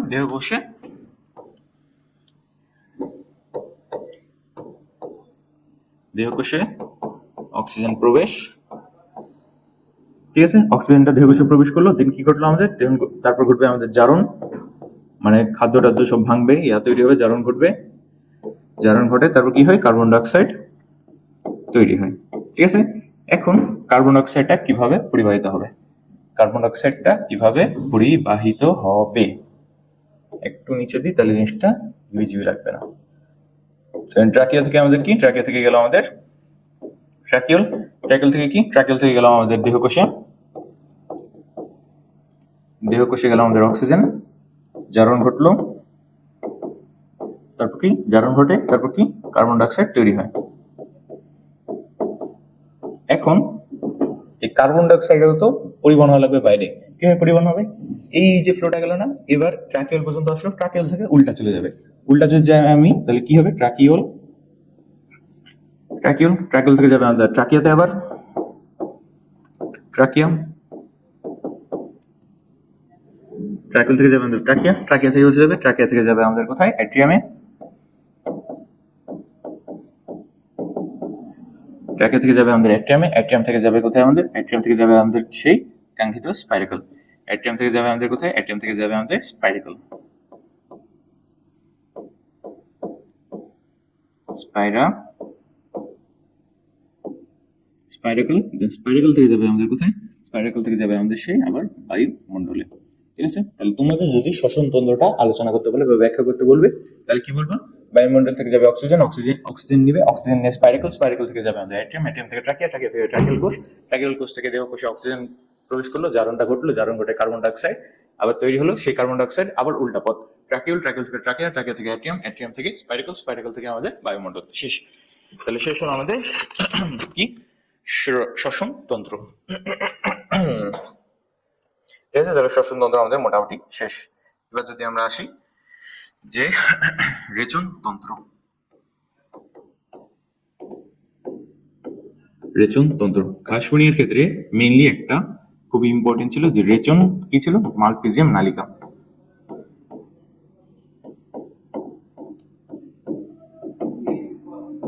মালপিজিয়াম নালিকা, এটা কি ছিল আমাদের প্রধান রেচন অঙ্গ।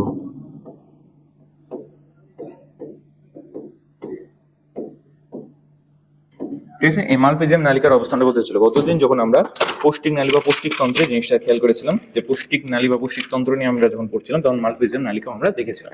কোথায় দেখেছিলাম? এটা দেখো, এটা ছিল আমাদের সেই কি পৌষ্টিক তন্ত্র। পৌষ্টিক তন্ত্রের মধ্যে ছিল লালা গ্রন্থি, হেপাটিক্স, মেসেন্টেরন। দেখো, মেসেন্টেরন এবং ইলিয়ামের মাঝে এই সুতাগুলো আছে না, এটা হচ্ছে আমাদের মালপিজিয়াম নালিকা। ঠিক আছে, আশা করি তোমরা দেখতে পাচ্ছ যে এটা মেসেন্টেরন, এটা হচ্ছে আমাদের কি মালপিজিয়াম নালিকা। ঠিক আছে, এটা মেসেন্টেরন, এখানে ইলিয়াম, এই দুইটার মাঝে থাকছে আমাদের কি মালপিজিয়াম নালিকা। ঠিক আছে, গেল। তাহলে মালপিজিয়াম নালিকা যদি আমরা বলি অবস্থান কি, মালপিজিয়াম নালিকার অবস্থান হচ্ছে আমাদের মেসেন্টেরন এবং মালপিজিয়াম নালিকার অবস্থান কোথায়? মেসেন্টেরন এবং ইলিয়ামের মাঝে। তাহলে কি মেসেন্টেরন এবং ইলিয়ামের মাঝে।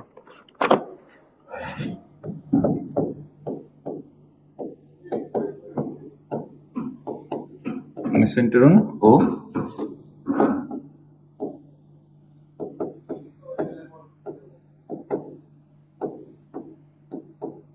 মেসেন্টেরন এবং ইলিয়ামের মাঝে। তাহলে আশা করি জিনিসটা তোমরা মোটামুটি ক্লিয়ার করতে পেরেছো। তাহলে এবার যদি আমরা দেখি যে মালপিজিয়াম নালিকা কয়টা আছে, প্রায়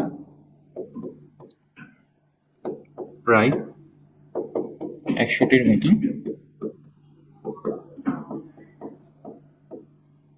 নালিকা থাকে যেগুলো প্রায় 25 মিলিমিটার লম্বা এবং 1 মিলিমিটার ব্যাস। ঠিক আছে, এতটুকু জাস্ট। তাহলে কি যে 25 মিলিমিটার পর্যন্ত লম্বা, 1 মিলিমিটার ব্যাস যুক্ত হয়। গেল। এবার তাহলে মালপিজিয়াম নালিকা চলে গেল, এটা ছিল আমাদের প্রধান রেচন অঙ্গ। এবার যদি আমরা দেখি আনুষঙ্গিক রেচন অঙ্গ কি আছে, অতিরিক্ত রেচন অঙ্গ।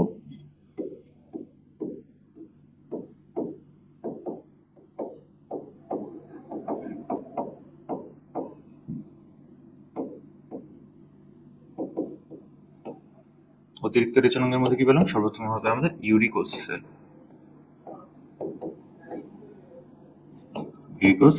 ইউরিকোস কোষ। ঠিক আছে, এটা মেইনলি কি, এটা হচ্ছে আমাদের ফ্যাট বডি তৈরি করে। এটাকে আমরা কি বলবো? এটাকে বলবো আমরা চর্বি কোষ বা ফ্যাট বডি। তাহলে এখান থেকে নাম থেকে বুঝছি আমরা এখানে চর্বি কি সঞ্চয় করে, চর্বি কোষ বাকি ফ্যাট বডি। তাহলে ইউরিকোস সেল কি বললাম আমরা? Fat body. ঠিক আছে, এবার যদি আমরা দেখি ইউরেট সেল, ইউরেট কোষ, এটা মেইনলি পুরুষ ঘাসফড়িং এর মাশরুম গ্রন্থিতে থাকে। তাই না? পুরুষ ঘাস ফড়িং এর মাশরুম মধ্যে থাকে। পুরুষ ঘাস ফড়িং এর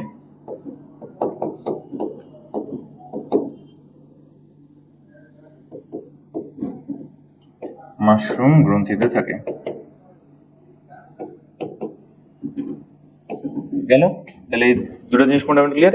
এবার আর দুইটা কোষ আছে, এগুলো হচ্ছে আমাদের নেফ্রোসাইট, আর আরেকটা হচ্ছে আমাদের কিউটিকল।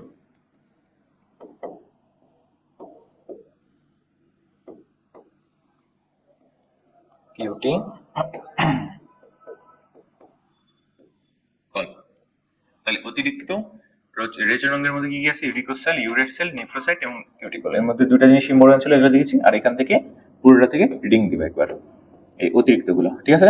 এবার যদি আমরা দেখি যে এই রেচন প্রক্রিয়াটা ঘটে কিভাবে। গেল? এখন এইটা ছিল আমাদের পুষ্টিক নালী, ঠিক আছে? কালারটা একটু চেঞ্জ করে নাহলে বুঝতে পারবো না। এটা কি? এটা হচ্ছে আমাদের সেই পৌষ্টিক নালী। এটা ছিল আমাদের পৌষ্টিক নালী, ঠিক আছে? এটা ছিল আমাদের কি? পৌষ্টিক নালী। আর এই চার সাইডে কি ছিল আমাদের? চার সাইডে ছিল আমাদের মালপিজিয়াম নালিকা। এগুলো ছিল আমাদের প্রায় সুতার মতো অংশ, মালপিজিয়াম নালিকা। সেটা কি? এই পৌষ্টিক নালীর সাথে আমাদের কানেক্টেড, ঠিক আছে? তাহলে এইটা গেল। তাহলে পৌষ্টিক নালীর সাথে কানেক্টেড কি আমাদের? মালপিজিয়াম নালিকা। এখন এই মালপিজিয়াম নালিকার চার সাইড কি আছে? হিমোলিম্ফ আছে না? মালপিজিয়াম নালিকার চার সাইডে কি আছে? হিমোলিম্ফে সকল প্রকার বস্তু কি দ্রবীভূত অবস্থায় থাকে, মানে পুষ্টি, অপুষ্টি, রেচন পদার্থ সবই দ্রবীভূত অবস্থায় থাকে। এখন কি হয় যে পটাশিয়াম ইউরেট, পানি এবং কার্বন ডাইঅক্সাইড, ঠিক? পটাশিয়াম ইউরেট, পানি এবং কার্বন ডাইঅক্সাইড হিমোলিম্ফ থেকে আমাদের মালপিজিয়াম নালিকার মধ্যে প্রবেশ করে। তাহলে কি পটাশিয়াম কি নাম? পটাশিয়াম ইউরেট, পানি এবং কার্বন ডাইঅক্সাইড তিনটা হিমোলিম্ফ থেকে আমাদের মালপিজিয়াম নালিকার মধ্যে প্রবেশ করলো। তারপর বিভিন্ন প্রকার এনজাইমের ক্রিয়ায় এই পটাশিয়াম ইউরেট, পানি এবং কার্বন ডাইঅক্সাইড বিক্রিয়া করে কি তৈরি করে? পটাশিয়াম বাইকার্বনেট, তারপর পানি এবং কি? Uric acid. এই ইউরিক অ্যাসিডটা হচ্ছে আমাদের মেন কি? রেচন পদার্থ, ঠিক আছে? তাহলে কি পটাশিয়াম ইউরেট, পানি এবং কার্বন ডাইঅক্সাইড বিক্রিয়া করলো। কিভাবে বিক্রিয়া করলো? বিভিন্ন এনজাইমের হেল্প নিয়ে বিক্রিয়া করলো। দেন কি হয়? পটাশিয়াম বাইকার্বনেট তৈরি হয়। পটাশিয়াম বাইকার্বনেট, পানি এবং ইউরিক অ্যাসিড। এখন এই পটাশিয়াম বাইকার্বনেটটা আবার আমাদের হিমোলিম্ফে শোষিত হয়, পানিটাও আমাদের হিমোলিম্ফে চলে যায়। আর যে ইউরিক অ্যাসিড, এটা এখান থেকে আমাদের চলে আসে পৌষ্টিক নালীর মাধ্যমে। পৌষ্টিক নালীর মাধ্যমে চলে যায় কোথায়? আমাদের রেচন অংশ যেগুলো আছে, কি কি? ইলিয়াম, কোলন, রেকটাম, পাইসিডর, এগুলোর মাধ্যমে আমাদের দেহ থেকে, মানে ঘাস ফড়িং এর দেহ থেকে বের হয়ে যায়। তাহলে এতটুকু। আর এটা ছিল আমাদের কি? প্রান্তীয় শোষণক্ষম অঞ্চল, এবং এটা কি? গোড়ার ক্ষরণশীল অঞ্চল। এই শোষণক্ষম এখান থেকে আমরা শোষণ করে নিচ্ছি, ঠিক আছে? শোষণ করে জিনিসগুলো বিক্রিয়া করে এই জিনিসটুকু এই বাইরের সাইডে আবার ক্ষরণ হয়ে যাচ্ছে, বাইরের সাইডে চলে যাচ্ছে, এবং এই রেচন পদার্থটুকু আমাদের এই পৌষ্টিক নালীর মাধ্যমে রেচন তন্ত্র দিয়ে বের হয়ে যাবে, ঠিক আছে? তাহলে এতটুকু ছিল আমাদের সেই রেচন। গেল? তাহলে আশা করি তোমরা রেচনটা বুঝতে পেরেছো, ঠিক আছে? তাহলে রেচনটা মোটামুটি শেষ। এবার আমাদের আরেকটা খুবই ইম্পর্টেন্ট জিনিস, যে ঘাস ফড়িং এর দর্শন, ঠিক আছে? ঘাস ফড়িং এর দর্শন। ঘাস ফড়িং কিসের মাধ্যমে দেখে? ঘাস ফড়িং দেখে পুঞ্জাক্ষীর মাধ্যমে। কয়টা পুঞ্জাক্ষী আছে? এক জোড়া পুঞ্জাক্ষী আছে, দুইটা চোখ। এইটা একটা, এটা একটা, আমাদের দুইটা, ঘাস ফড়িং এরও দুইটা, ঠিক আছে? এখন দুইটা কোষের উপর কি আছে? অ্যান্টেনা আছে দুইটা। আর সরলাক্ষী কয়টা? তিনটা সরলাক্ষী আছে। গেল? আজকে মেনলি আমরা পুঞ্জাক্ষী নিয়ে কথা বলবো। তাহলে কি পুঞ্জাক্ষী, ঠিক আছে? পুঞ্জাক্ষী, এই পুঞ্জাক্ষীটা কি? পুঞ্জাক্ষীটা হচ্ছে আমাদের কম্পাউন্ড আই, ঠিক আছে? এই পুঞ্জাক্ষীর একক হচ্ছে ওমাটিডিয়াম। পুঞ্জাক্ষীর একক কি আমাদের? ওমাটিডিয়াম। গেল? এখন তোমাদের পরীক্ষার হলে কোশ্চেন আসবে যে একটা বিশেষ প্রাণী আছে যেটা চোখ বিশেষ ধরনের, কম্পাউন্ড আই, এই চোখের একক অঙ্কন করো, দিয়ে তোমাকে সুন্দর করে এই চিত্রটা অঙ্কন করে দিতে হবে। এটা কি? এটা হচ্ছে আমাদের ওমাটিডিয়ামের চিত্র। এটা কি? এটা হচ্ছে আমাদের ওমাটিডিয়ামের চিত্র, ঠিক আছে? তাহলে ওমাটিডিয়ামের চিত্রের মধ্যে কি কি থাকবে এই চিত্রটা তোমাদের আঁকতে হবে। খুব একটা ঝামেলার না, আশা করি 3-4 বার প্র্যাকটিস করবা তাহলেই হবে। 3-4 বার প্র্যাকটিস করবা তাহলেই হবে। এটা আর কি আমার বই ছিল, তো আমার বই থেকে ছবিটা তুলেছি, যার কারণে মানে ইয়াগুলো আছে, ঠিক আছে? এগুলো একটু ইগনোর করো, ঠিক আছে? তাহলে ওমাটিডিয়ামের চিত্রটা তোমাকে আঁকতে হবে। এই চিত্রটা আঁকা খুব একটা ঝামেলার না, যদি ইয়া করে দেখাই, বেশি প্যারা নিয়ে আঁকানোর দরকার নাই। মানে 3-4 বার প্র্যাকটিস করবে তাহলে ভালো মতো পেরে যাবা। এখানে আবরণ থাকবে, আমি আর কি খুবই রাফ চিত্র আঁকছি, যাতে মানে বুঝতে পারো যে খুব একটা প্যারা নাই এই জিনিসটা। দেখে দেখে সর্বপ্রথম চিত্রটা দেখে দেখে কয়েকবার প্র্যাকটিস করবা, তাহলেই শেষ। আমি নিজেও এই চিত্রটা আঁকাতে মোটামুটি প্যারা খেয়েছিলাম, তো খুব একটা ঝামেলা না এই চিত্রটা। যদি 3-4 বার প্র্যাকটিস করো তাহলে মোটামুটি শেষ হয়ে যাবে আমাদের এই চিত্রটা। ঠিক আছে, গেল। এরপর আসবে আমাদের মাঝে হচ্ছে একটা ক্রিস্টালাইন কোন। আর চিত্র আঁকানো ভালো না, সেই জন্য ভালো মতো খেয়াল করাও লাগবে না তোমাদের, তোমরা জাস্ট নিজেরা কোনো মতো আঁকাই নিও তাহলে হবে। এন্ড এই চিত্রটা খুব ভালো ইম্পর্টেন্ট আছে মানে পরীক্ষার জন্য।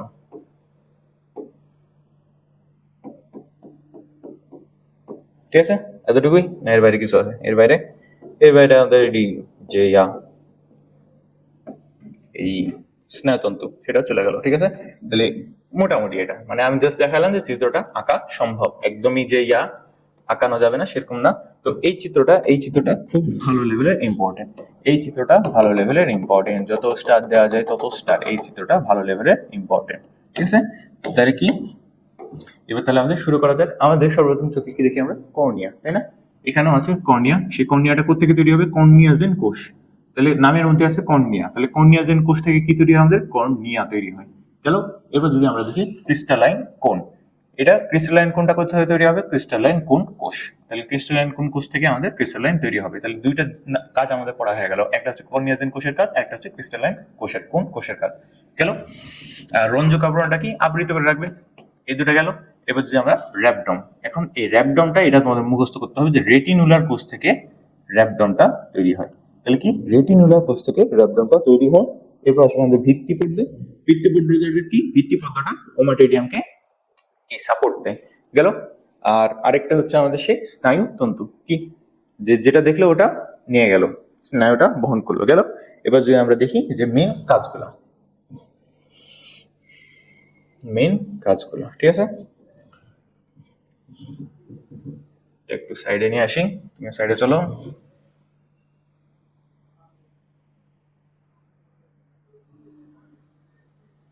ঠিক আছে, সাইডে থাক। এবার যদি আমরা দেখি যে কোষগুলোর কাজ, এখান থেকে আমরা দেখবো কর্নিয়া। এই কর্নিয়াটা মেনলি লেন্সের মতো কাজ করে।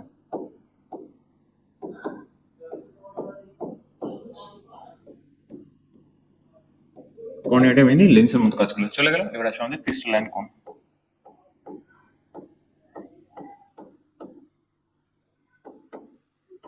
ক্রিস্টালাইন কোন, এই ক্রিস্টালাইন কোন যেটা, এটা প্রতিসংশ্লেষণের মাধ্যমে সে কাজ করে।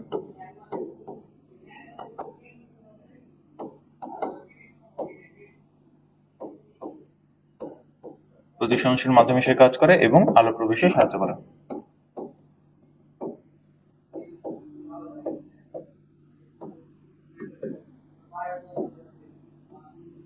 গেল। তাহলে কর্নিয়া পেলাম, আর এটা কি ক্রিস্টালাইন কোন পেলাম। এবার যদি আমরা দেখি যে এই দুটো জিনিস গেল, আর কি আরেকটা ছিল আমাদের রেটিনুলার কোষ।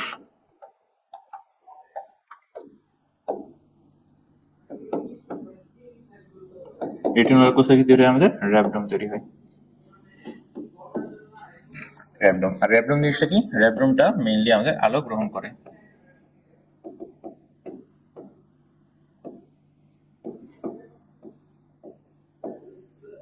আলো গ্রহণ করে আর একটা কি প্রতিবিম্ব তৈরি করে। আমাদের চোখে যখন প্রতিবিম্বটা তৈরি হয় তখন আমরা জিনিসটাকে দেখতে পারি। তাহলে র্যাবডম কি? র্যাবডমে আলোটা গৃহীত হয় এবং প্রতিবিম্ব তৈরি করে, যার কারণে আমরা সেই জিনিসটা বা একটা বস্তু দেখতে পারি। গেল। এবার যদি এই জিনিসটা গেল, এরপর আসলে আমাদের দর্শন কৌশল। এটা ওমাটেরিয়ামের চিত্রটা খুব ভালো লেভেলের ইম্পর্টেন্ট আছে, তোমাদের পরীক্ষার জন্য আসতে পারে। ঠিক আছে, এটা খুবই ইম্পর্টেন্ট। ঠিক আছে, ভেরি ভেরি ইম্পর্টেন্ট। গেল। এরপর আমাদের হচ্ছে সেই দর্শন কৌশলটা, যে কিভাবে ঘাসফড়িং চোখ দিয়ে দেখে। গেল। এখন এই জিনিসটা তোমাদের জন্য ভালো ইম্পর্টেন্ট। যদি আমি বলি যে এটা তোমাদের ভালো ইম্পর্টেন্ট আছে, কারণ ওমাটেরিয়ামের চিত্র যদি আসে তাহলে ঘয়ের জন্য এই জিনিসটা আসবে। তাহলে ওমাটেরিয়ামের চিত্র যদি আসে তাহলে তোমাদের ঘয়ের জন্য এই জিনিসটা আসবে। এই জিনিসটা কোথায় আসবে? আমাদের ঘয়ের জন্য আসবে। গেল। তাহলে শুরু করা যাক। ঘাসফড়িং এর দর্শন কৌশল দুইটা আছে, একটা হচ্ছে তীব্র আলোতে, আরেকটা হচ্ছে মৃদু আলোতে বা অল্প আলোতে। ঠিক আছে, এখন কোনটা কি? একটা হচ্ছে মোজাইক, আরেকটা হচ্ছে আমাদের সুপার পজিশন। গেল। তাহলে একটা হচ্ছে আমাদের মোজাইক, আরেকটা হচ্ছে আমাদের সুপার পজিশন। গেল। এখন সর্বপ্রথম আগে এই জিনিসটা ব্যাখ্যা করে নিই, দেন এইখানে আসছি। ঠিক আছে না? আচ্ছা, এই চিত্রটার মধ্যে আগে আসে। দুটা আছে, একটা হচ্ছে আমাদের মোজাইক আর একটা হচ্ছে আমাদের সুপারপজিশন। যেটা মোজাইক, এটা হচ্ছে আমাদের কি মোজাইক, তাহলে কি এটা হবে আমাদের মতে কি, মতে যখন আলো বেশি থাকে তখন তোমার কি দেখতে ভালো লাগে না খারাপ লাগে, মজা লাগে। তাহলে আলো যখন বেশি থাকে তখন তোমার কি একটা জিনিস দেখতে মজা লাগে, তখন মদে মনে রাখবো মজা, মদে মনে রাখবো মোজাইক। আর তখন কি, তখন হবে আমাদের তীব্র আলো, আলো। ঠিক আছে, এটা গেল মদে, মদে আজ কি মদে মোজাইক, মদে মজা মজা, আর এটা কি তীব্র আলোতে। আরেকটা কি আমাদের নাম, আরেকটা হচ্ছে আমাদের সুপারপজিশন, সুপারপজিশন,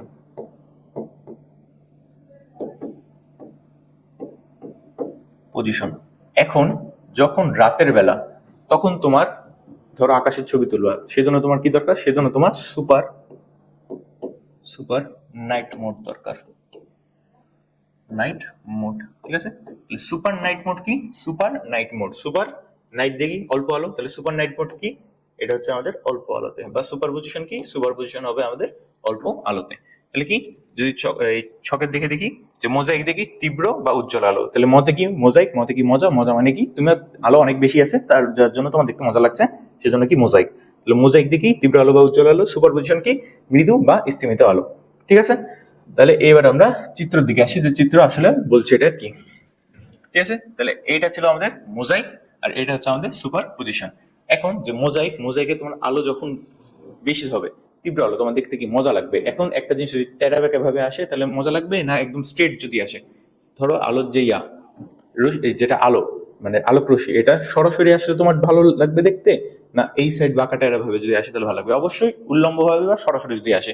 সেজন্যই খেয়াল করো যে মোজাইকের ক্ষেত্রে আলোক রশ্মিগুলো সরাসরি তোমার র্যাবডমে গৃহীত হচ্ছে, সরাসরি তোমার র্যাবডমে গৃহীত হচ্ছে। ঠিক আছে, এগুলো হচ্ছে তোমার আলোক উৎস, এটা হচ্ছে তোমার বাইরের যে কর্নিয়া, কর্নিয়া কি করে লেন্স হিসেবে কাজ করে, যেটা আলো প্রবেশে, সরি কর্নিয়া এটা কি লেন্সের মতো কাজ করছে, তাহলে কি এটা হচ্ছে আমাদের বাইরের লেন্স। কর্নিয়া জেন কোষ থেকে কি তৈরি হচ্ছিল, আমাদের র্যাবডম তৈরি হচ্ছিল। আর চার সাইডে যে আবরণ গুলা, সেগুলা ছিল আমাদের এই আবরণ, রঞ্জক আবরণ, আইরিশ রঞ্জক আবরণ, আরেকটা কি আমাদের রেটিনুলার রঞ্জক আবরণ। এখান থেকে ভিতরে রিডিং করবে তাহলে হবে, অত খুব একটা প্যারা নেওয়ার দরকার নেই। তাহলে এখানে আসি যে সর্বপ্রথম তোমার আলোক উৎস আছে, আলোক উৎস আছে, তারপর আছে কি আমাদের আলোক উৎস থেকে আসবে আমাদের আলোক রশ্মি, তারপর এই কর্নিয়াটা কি লেন্সের মতো কাজ করছে, তারপর কর্নিয়া থেকে আমাদের র্যাবডম তৈরি হয়, আর এগুলো হচ্ছে আমাদের কি সেই রঞ্জক আবরণ। গেল, তাহলে এখন আলোচনার মধ্যে আসি যে এই একটা আলোক উৎস, সেখান থেকে আলোটা ঢুকছে, আলোটা প্রবেশ করে সরাসরি উল্লম্ব ভাবে আমাদের র্যাবডমে প্রবেশ করছে। ঠিক আছে, আর এই তির্যক ভাবে আলোগুলা কিন্তু আমাদের র্যাবডমে আসছে না। এখন একটা জিনিস যদি তির্যক ভাবে আসে, সেটা আমাদের বেশি স্পষ্ট হবে না উল্লম্বটা বেশি স্পষ্ট হবে, অবশ্যই উল্লম্বটা। এখন আলো যেহেতু আমাদের এখানে তির্যক ভাবে প্রবেশ করছে না, সরাসরি উল্লম্ব ভাবে প্রবেশ করছে। ঠিক আছে, তাহলে এই পার্থক্যতে যদি দেখি আমরা, এই মোজাইকে তীব্র এবং উজ্জ্বল আলোতে হয় যে আলোক রশ্মি, এটা কেবল উল্লম্ব আলোক রশ্মি আমাদের এই ইয়াতে ওমাডিডিয়ামে র্যাবডমে প্রবেশ করে এই প্রতিবিম্ব তৈরি করছে। আর আরেকটা কি, প্রতিবিম্বের ধরন কি হবে, এটা অবশ্যই সুস্পষ্ট হবে। ঠিক আছে, তাহলে আমরা জিনিসটা পেলাম যে যখন তোমার আলোটা তীব্র হবে তখন কি হবে, মোজাইক প্রতিবিম্ব ঘটবে। এখানে কি হয়, আলোটা তোমার যদি, তাহলে মোজাইক যদি কি হয় দেখতে মজা লাগবে, গেল মজে মনে রাখবা। এবং একটা যদি আলোক রশ্মি তোমার চোখে স্ট্রেট আসে, তাহলে দেখতে তোমার মজা লাগবে না, তোমার হচ্ছে তির্যক ভাবে যদি আসে, অবশ্যই স্ট্রেট ভাবে যদি আসে তাহলে তোমার কি দেখতে মজা লাগবে। এখন স্ট্রেট যদি একটা জিনিস আসে, সেটা কি স্পষ্ট না অস্পষ্ট হবে, অবশ্যই সুস্পষ্ট হবে। তাহলে কি মোজাইকের ক্ষেত্রে তীব্র বা উজ্জ্বল, আর আলোক রশ্মিটা কি কেবল উল্লম্ব ভাবে প্রবেশ করছে, আর প্রতিবিম্বে ধরে হচ্ছে আমাদের সুস্পষ্ট। এখন এই যে জিনিসটা বলছে যে রঞ্জক আবরণ, এই রঞ্জক আবরণটা কি প্রসারিত থাকছে। কেন প্রসারিত থাকছে, যেহেতু এখানে দেখো বিপরীত সাইড থেকেও তির্যক ভাবেও কিন্তু আলোক রশ্মিটা প্রবেশ করতে পারতো এখানে, কিন্তু এখানে কি তাহলে কি এই রঞ্জক আবরণটা যদি, এই রঞ্জক আবরণটা কালো যেটা, এই রঞ্জক আবরণটা যদি প্রসারিত থাকে, রঞ্জক আবরণটা প্রসারিত আছে, তির্যক ভাবে আলোটা কি এখানে আসতে পারছে, তির্যক ভাবে আলোটা কি এখানে আসতে পারছে, এই তির্যক ভাবে আলোটা কি এখানে আসতে পারছে, অবশ্যই আসতে পারছে না।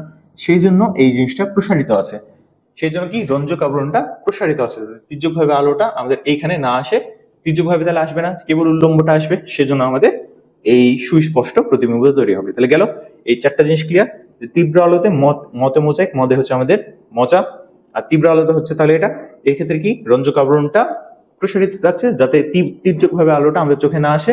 এরপর কি আলোক রশ্মি কেবল উল্লম্ব ভাবে আসছে, তাহলে যেহেতু এটা প্রসারিত মানে তির্যক ভাবে আসবে না, মানে আমাদের উল্লম্ব ভাবে প্রবেশ করবে, যেহেতু এটা উল্লম্ব হবে সেজন্য এটা সুস্পষ্ট। এখন এইখানে যা জিনিসগুলো আছে, এইখানে জয়টা জিনিস আছে, এই সবগুলা জিনিসের অপোজিটই এখানে। তাহলে সুপারপজিশন কি? এটা মৃদু আলোতে হয়। মৃদু আলোতে হচ্ছে, তাহলে যেহেতু মৃদু আলো, তাহলে কি অবশ্যই ট্যাটা বেঁকা, তির্যক এবং উল্লম্ব উভয়ই আসবে। তির্যক এবং উল্লম্ব উভয় আসবে, তাহলে কি উল্লম্ব আসলো আবার তির্যক ভাবেও আসলো, তির্যক ভাবে আসছে আবার উল্লম্ব আসছে, তাহলে কি একটা গ্যাঞ্জাম বিষয় না? সেই জন্য এই যে আলোটা তির্যক এবং উল্লম্ব দুটো আসছে, মানে কি দুটার মধ্যে গ্যাঞ্জাম হচ্ছে, গ্যাঞ্জামের জন্য এই যে প্রতিবিম্ব সেটা হচ্ছে আমাদের অস্পষ্ট। ঠিক আছে? আর যেহেতু এটা তির্যক ভাবে আসতে পারছে, তাহলে এখানে যেহেতু এটা প্রসারিত ছিল, তাহলে তির্যক ভাবে আসতে পারছিল না, তাহলে অবশ্যই এখানে এটা সংকুচিত, সেই জন্য তির্যক ভাবে আলোটা আসতে পারছে। তাহলে আশা করি তোমাদের এই যে পার্থক্যটা এবং এই চিত্রটা দুটাই মোটামুটি ক্লিয়ার। এই চিত্রটা, এই পার্থক্যটা এন্ড এই চিত্রটা দুটোই তোমাদের ক্লিয়ার। তাহলে এই জিনিসটা তোমাদের ভালো লেভেলের ইম্পর্টেন্ট আছে। বাকি রক্ত সম্বন্ধ শোষণ তন্ত্রের থেকে এই জিনিসটা বেশি ইম্পর্টেন্ট। ঠিক আছে? তাহলে আশা করি জিনিসটা বুঝতে পেরেছো। গেল আর শেষ, আর আর একটা টপিক হচ্ছে আমাদের প্রজনন। সরি, আর দুইটা টপিক, প্রজনন তন্ত্র কিচ্ছু পড়বো না সেরকম। প্রজনন তন্ত্র কয়টা আছে? দুই ধরনের প্রজনন তন্ত্র আছে, একটা হচ্ছে আমাদের পুং, আর একটা পুং প্রজনন তন্ত্র, আর একটা স্ত্রী পুং প্রজনন তন্ত্র, পুং প্রজনন তন্ত্র, আর একটা কি আমাদের, আরেকটা হচ্ছে আমাদের স্ত্রী প্রজনন তন্ত্র।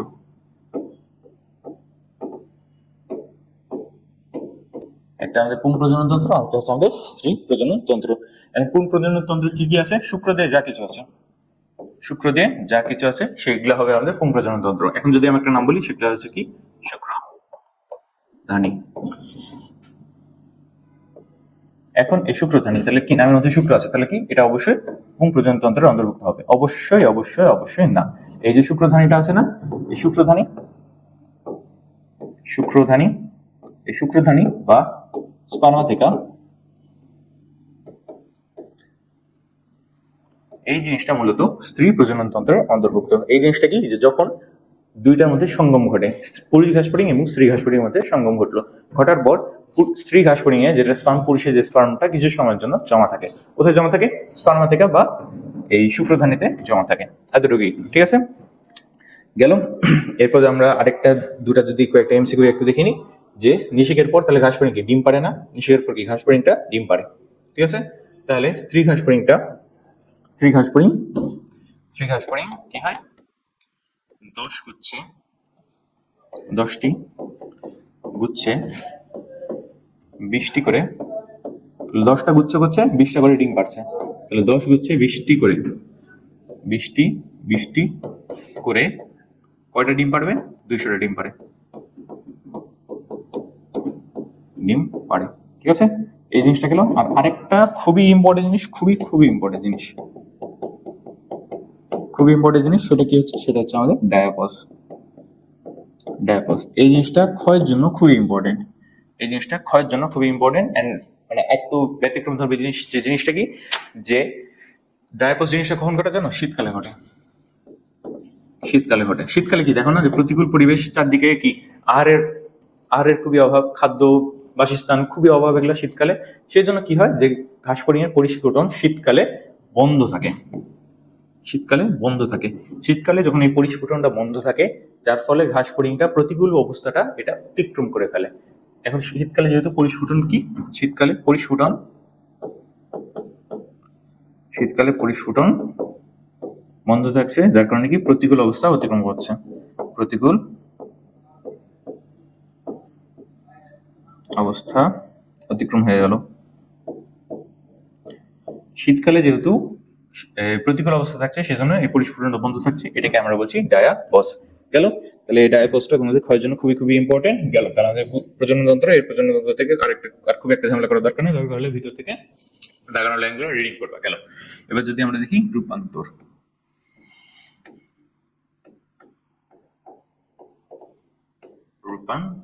এই রূপান্তর আছে আমাদের দুই ধরনের। কি কি? একটা হচ্ছে আমাদের অসম্পূর্ণ, আগে আছে সম্পূর্ণ রূপান্তর,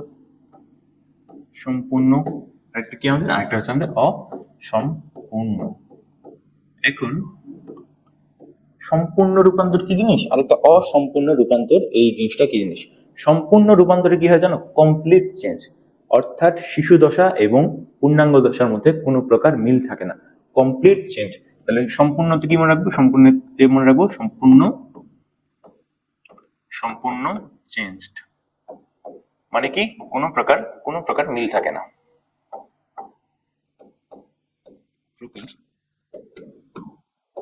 মিল থাকে না। কিসে মিল থাকে না? পূর্ণাঙ্গ প্রাণী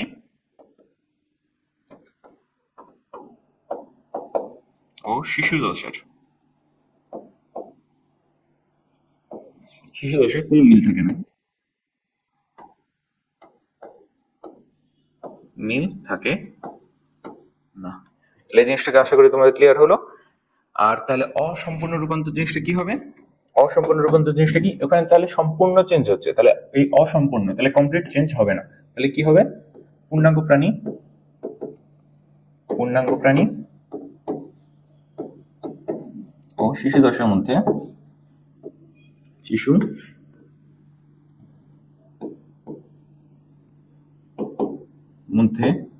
কি মিল থাকবে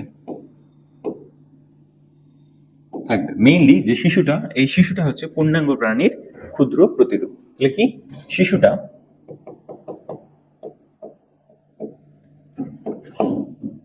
পূর্ণাঙ্গ প্রাণীর ক্ষুদ্র প্রতিরূপ, ঠিক আছে?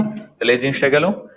এখন যদি আমরা সিরিয়ালটা দেখি যে কার মধ্যে কোন সিরিয়ালে চলে, ঠিক আছে? সিরিয়ালটা যদি দেখি আমরা, তাহলে এখানে কি, এখানে গেল আমাদের পূর্ণাঙ্গর ক্ষেত্রে যদি আমরা দেখি যে ডিম থেকে হয় লার্ভা,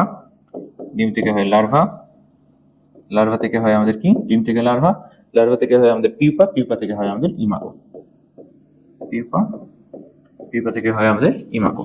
মেইনলি যে ইমাগোটা হচ্ছে আমাদের পূর্ণাঙ্গ, এটা হচ্ছে আমাদের পূর্ণাঙ্গ প্রাণী গেল। আর এবার যদি আমরা অসম্পূর্ণ ক্ষেত্রে দেখি, তাহলে কি হয়? এখানে হয় আমাদের ডিম থেকে হয় আমাদের নিম্ফ থেকে হয় আমাদের পূর্ণাঙ্গ,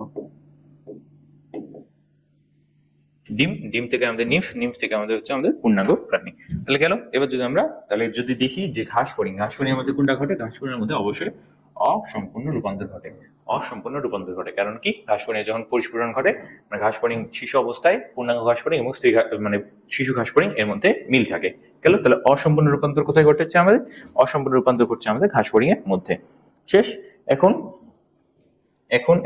ঘাস ফড়িংয়ের যে রূপান্তরটা হচ্ছে, এটা কি অসম্পূর্ণ রূপান্তরটা যে ঘটে, ঘাস ফড়িংয়ের মূলত খোলস মোচন হয়। এখন খোলস মোচন জিনিসটা কি? একটা ঘাস ফড়িংয়ের চাষাটা আমরা পড়েছিলাম না যে কিউটিন যুক্ত কিউটিকল আবরণ থাকে। এখন এই আবরণটা কি? ঘাস ফড়িংয়ের বাইরের খোলস, ঠিক আছে? এই খোলসটা ধরো এটা একটা ঘাস ফড়িং, সাপোজ মানে এটা ঘাস ফড়িং ধরতে বলেছি, এটা হচ্ছে আমাদের একটা ঘাস ফড়িং গেল। ঘাস ফড়িং কি চার সাইডে আবরণটা আছে না, খোলসটা আছে, এই খোলসটা মোচন ঘটে, মানে কি খোলসটা ভেঙে যায়। এই খোলসটা যদি আমাদের না ভাঙে, তাহলে এই ঘাস ফড়িংটা ছোট থেকে কি বড় হতে পারবে? যদি বাইরের খোলসটা আবৃত করেই থাকে, তাহলে ঘাস ফড়িংটা কি বড় হতে পারবে না। সেই জন্য কি ঘটে? সেই জন্য ঘাস ফড়িংয়ের মধ্যে খোলস মোচন ঘটে।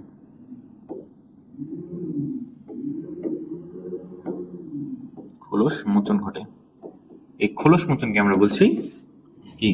মল্টিং। ঘাস ফড়িংয়ের মধ্যে যে খোলস মোচনটা ঘটে, সেই মোচনটাকে আমরা বলছি মল্টিং। কি ঘাস ফড়িং খোলস মোচনের মাধ্যমে মল্টিং প্রক্রিয়ার মাধ্যমে কি ছোট থেকে বড় হচ্ছে, ছোট থেকে বড়, বাকি নিম্ফ থেকে পূর্ণাঙ্গ। নিম্ফ জিনিসটা কি দেখলাম? নিম্ফ জিনিসটা হচ্ছে ডিম থেকে আদি মানে শিশু অবস্থায় ঘাস ফড়িং এর যে অবস্থা, সেটা হচ্ছে আমাদের নিম্ফ, ঠিক আছে? মল্টিং এর আরেক নাম হচ্ছে আমাদের একডাইসিং। একডাইসিং,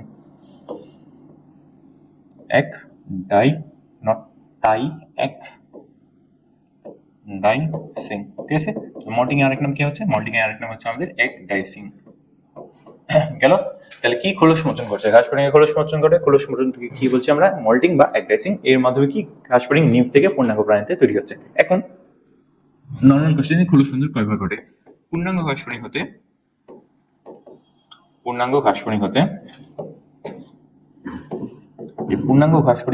5 বার খোলস মোচন হওয়া লাগে, কি পূর্ণাঙ্গ হাসপাতালে 5 বার খোলস মোচন ঘটে।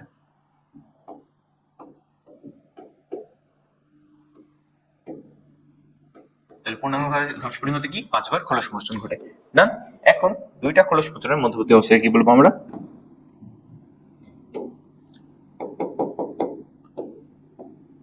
দুইটি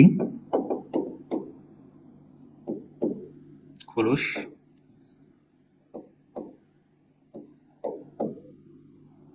মোচনের মুক্ত, বাংলা বানান যে কি পরিমাণে ভুল করছে, তাহলে কি দুইটা খোলস মোচনের মধ্যবর্তী যে দশা সেটাকে আমরা কি বলবো? সেটাকে আমরা বলছি ইনস্টার। তাহলে কি দুইটা খোলস মোচনের মধ্যবর্তী যে দশা সেটাকে আমরা বলছি কি ইনস্টার।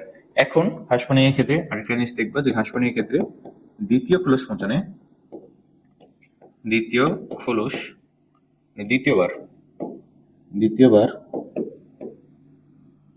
দ্বিতীয়বার খোলস মোচনে কি ডানা প্যাড তৈরি হয়।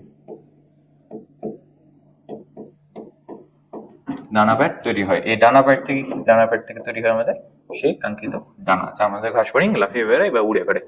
ঠিক আছে, তাহলে এতটুকু ডান।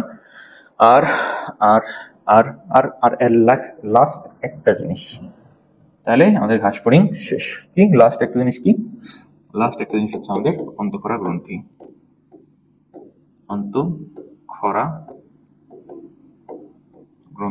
এই অন্তঃক্ষরা গ্রন্থি থেকে হরমোন নিঃসৃত হয়। কি হয়? আমাদের হরমোন নিঃসৃত হয়। এই হরমোনটা ঘাসফড়িং এর বিভিন্ন বিভিন্ন কার্যকলাপে হেল্প করে। কি কি হেল্প করে, কি কি আছে? সর্বপ্রথম যদি আমরা দেখি, এক হচ্ছে আমাদের ইন্টারসেরিব্রাল গ্রন্থিকোষ।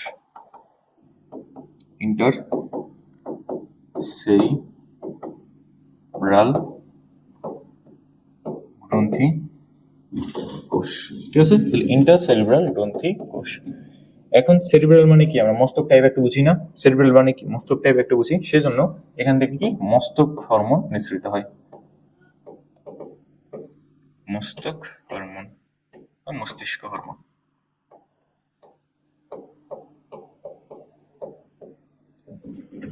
মস্তিষ্ক মানে কি ছিল? মস্তিষ্ক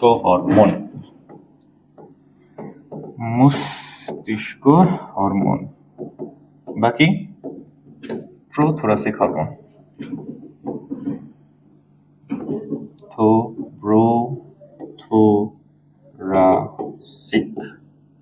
প্রোথোরাসিক হরমোন। ঠিক আছে, তাহলে এই জিনিসটা বললাম যে ইন্টারসেরিব্রাল থেকে কোন হরমোন নিঃসৃত হচ্ছে? আমাদের প্রোথোরাসিক হরমোন বা মস্তিষ্ক হরমোন। আশা করি জিনিসটা ক্লিয়ার হলো। এবার যদি আমরা দেখি যে তাহলে এবার আসে আমাদের প্রোথোরাসিক গ্রন্থি। থোরাসিক গ্রন্থি কোষ। ঠিক আছে, এখান থেকে আমাদের কোন হরমোনটা নিঃসৃত হচ্ছে? এখান থেকে আমাদের একডাইসন হরমোনটা নিঃসৃত হচ্ছে। একডাইসন। এর আগে আমরা বললাম যে একডাইসিন জিনিসটা কি? একডাইসিনটা হচ্ছে আমাদের খোলস মোচন, তাই না? একডাইসিন জিনিসটা কি হলো? আমাদের মল্টিং বা খোলস মোচন। তাহলে একডাইসন হরমোন কি করবে? একডাইসন হরমোন আমাদের খোলস মোচনে হেল্প করবে। একডাইসন হরমোনটা কি? একডাইসন হরমোনটা আমাদের খোলস মোচনে সাহায্য করে। গেল, খোলস মোচনটা আমাদের নিয়ন্ত্রণ করে। আর দুইটা হরমোন কি কি আছে? একটা হচ্ছে আমাদের কর্পোরা অ্যালাটা, আর একটা হচ্ছে আমাদের কর্পোরা কার্ডিয়াকা। একটা হচ্ছে আমাদের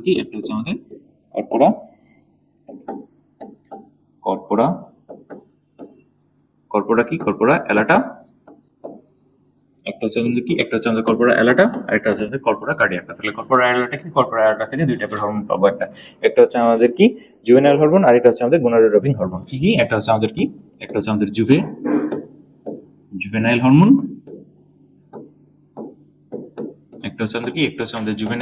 আরেকটা হচ্ছে আমাদের গোনাডোট্রপিক হরমোন।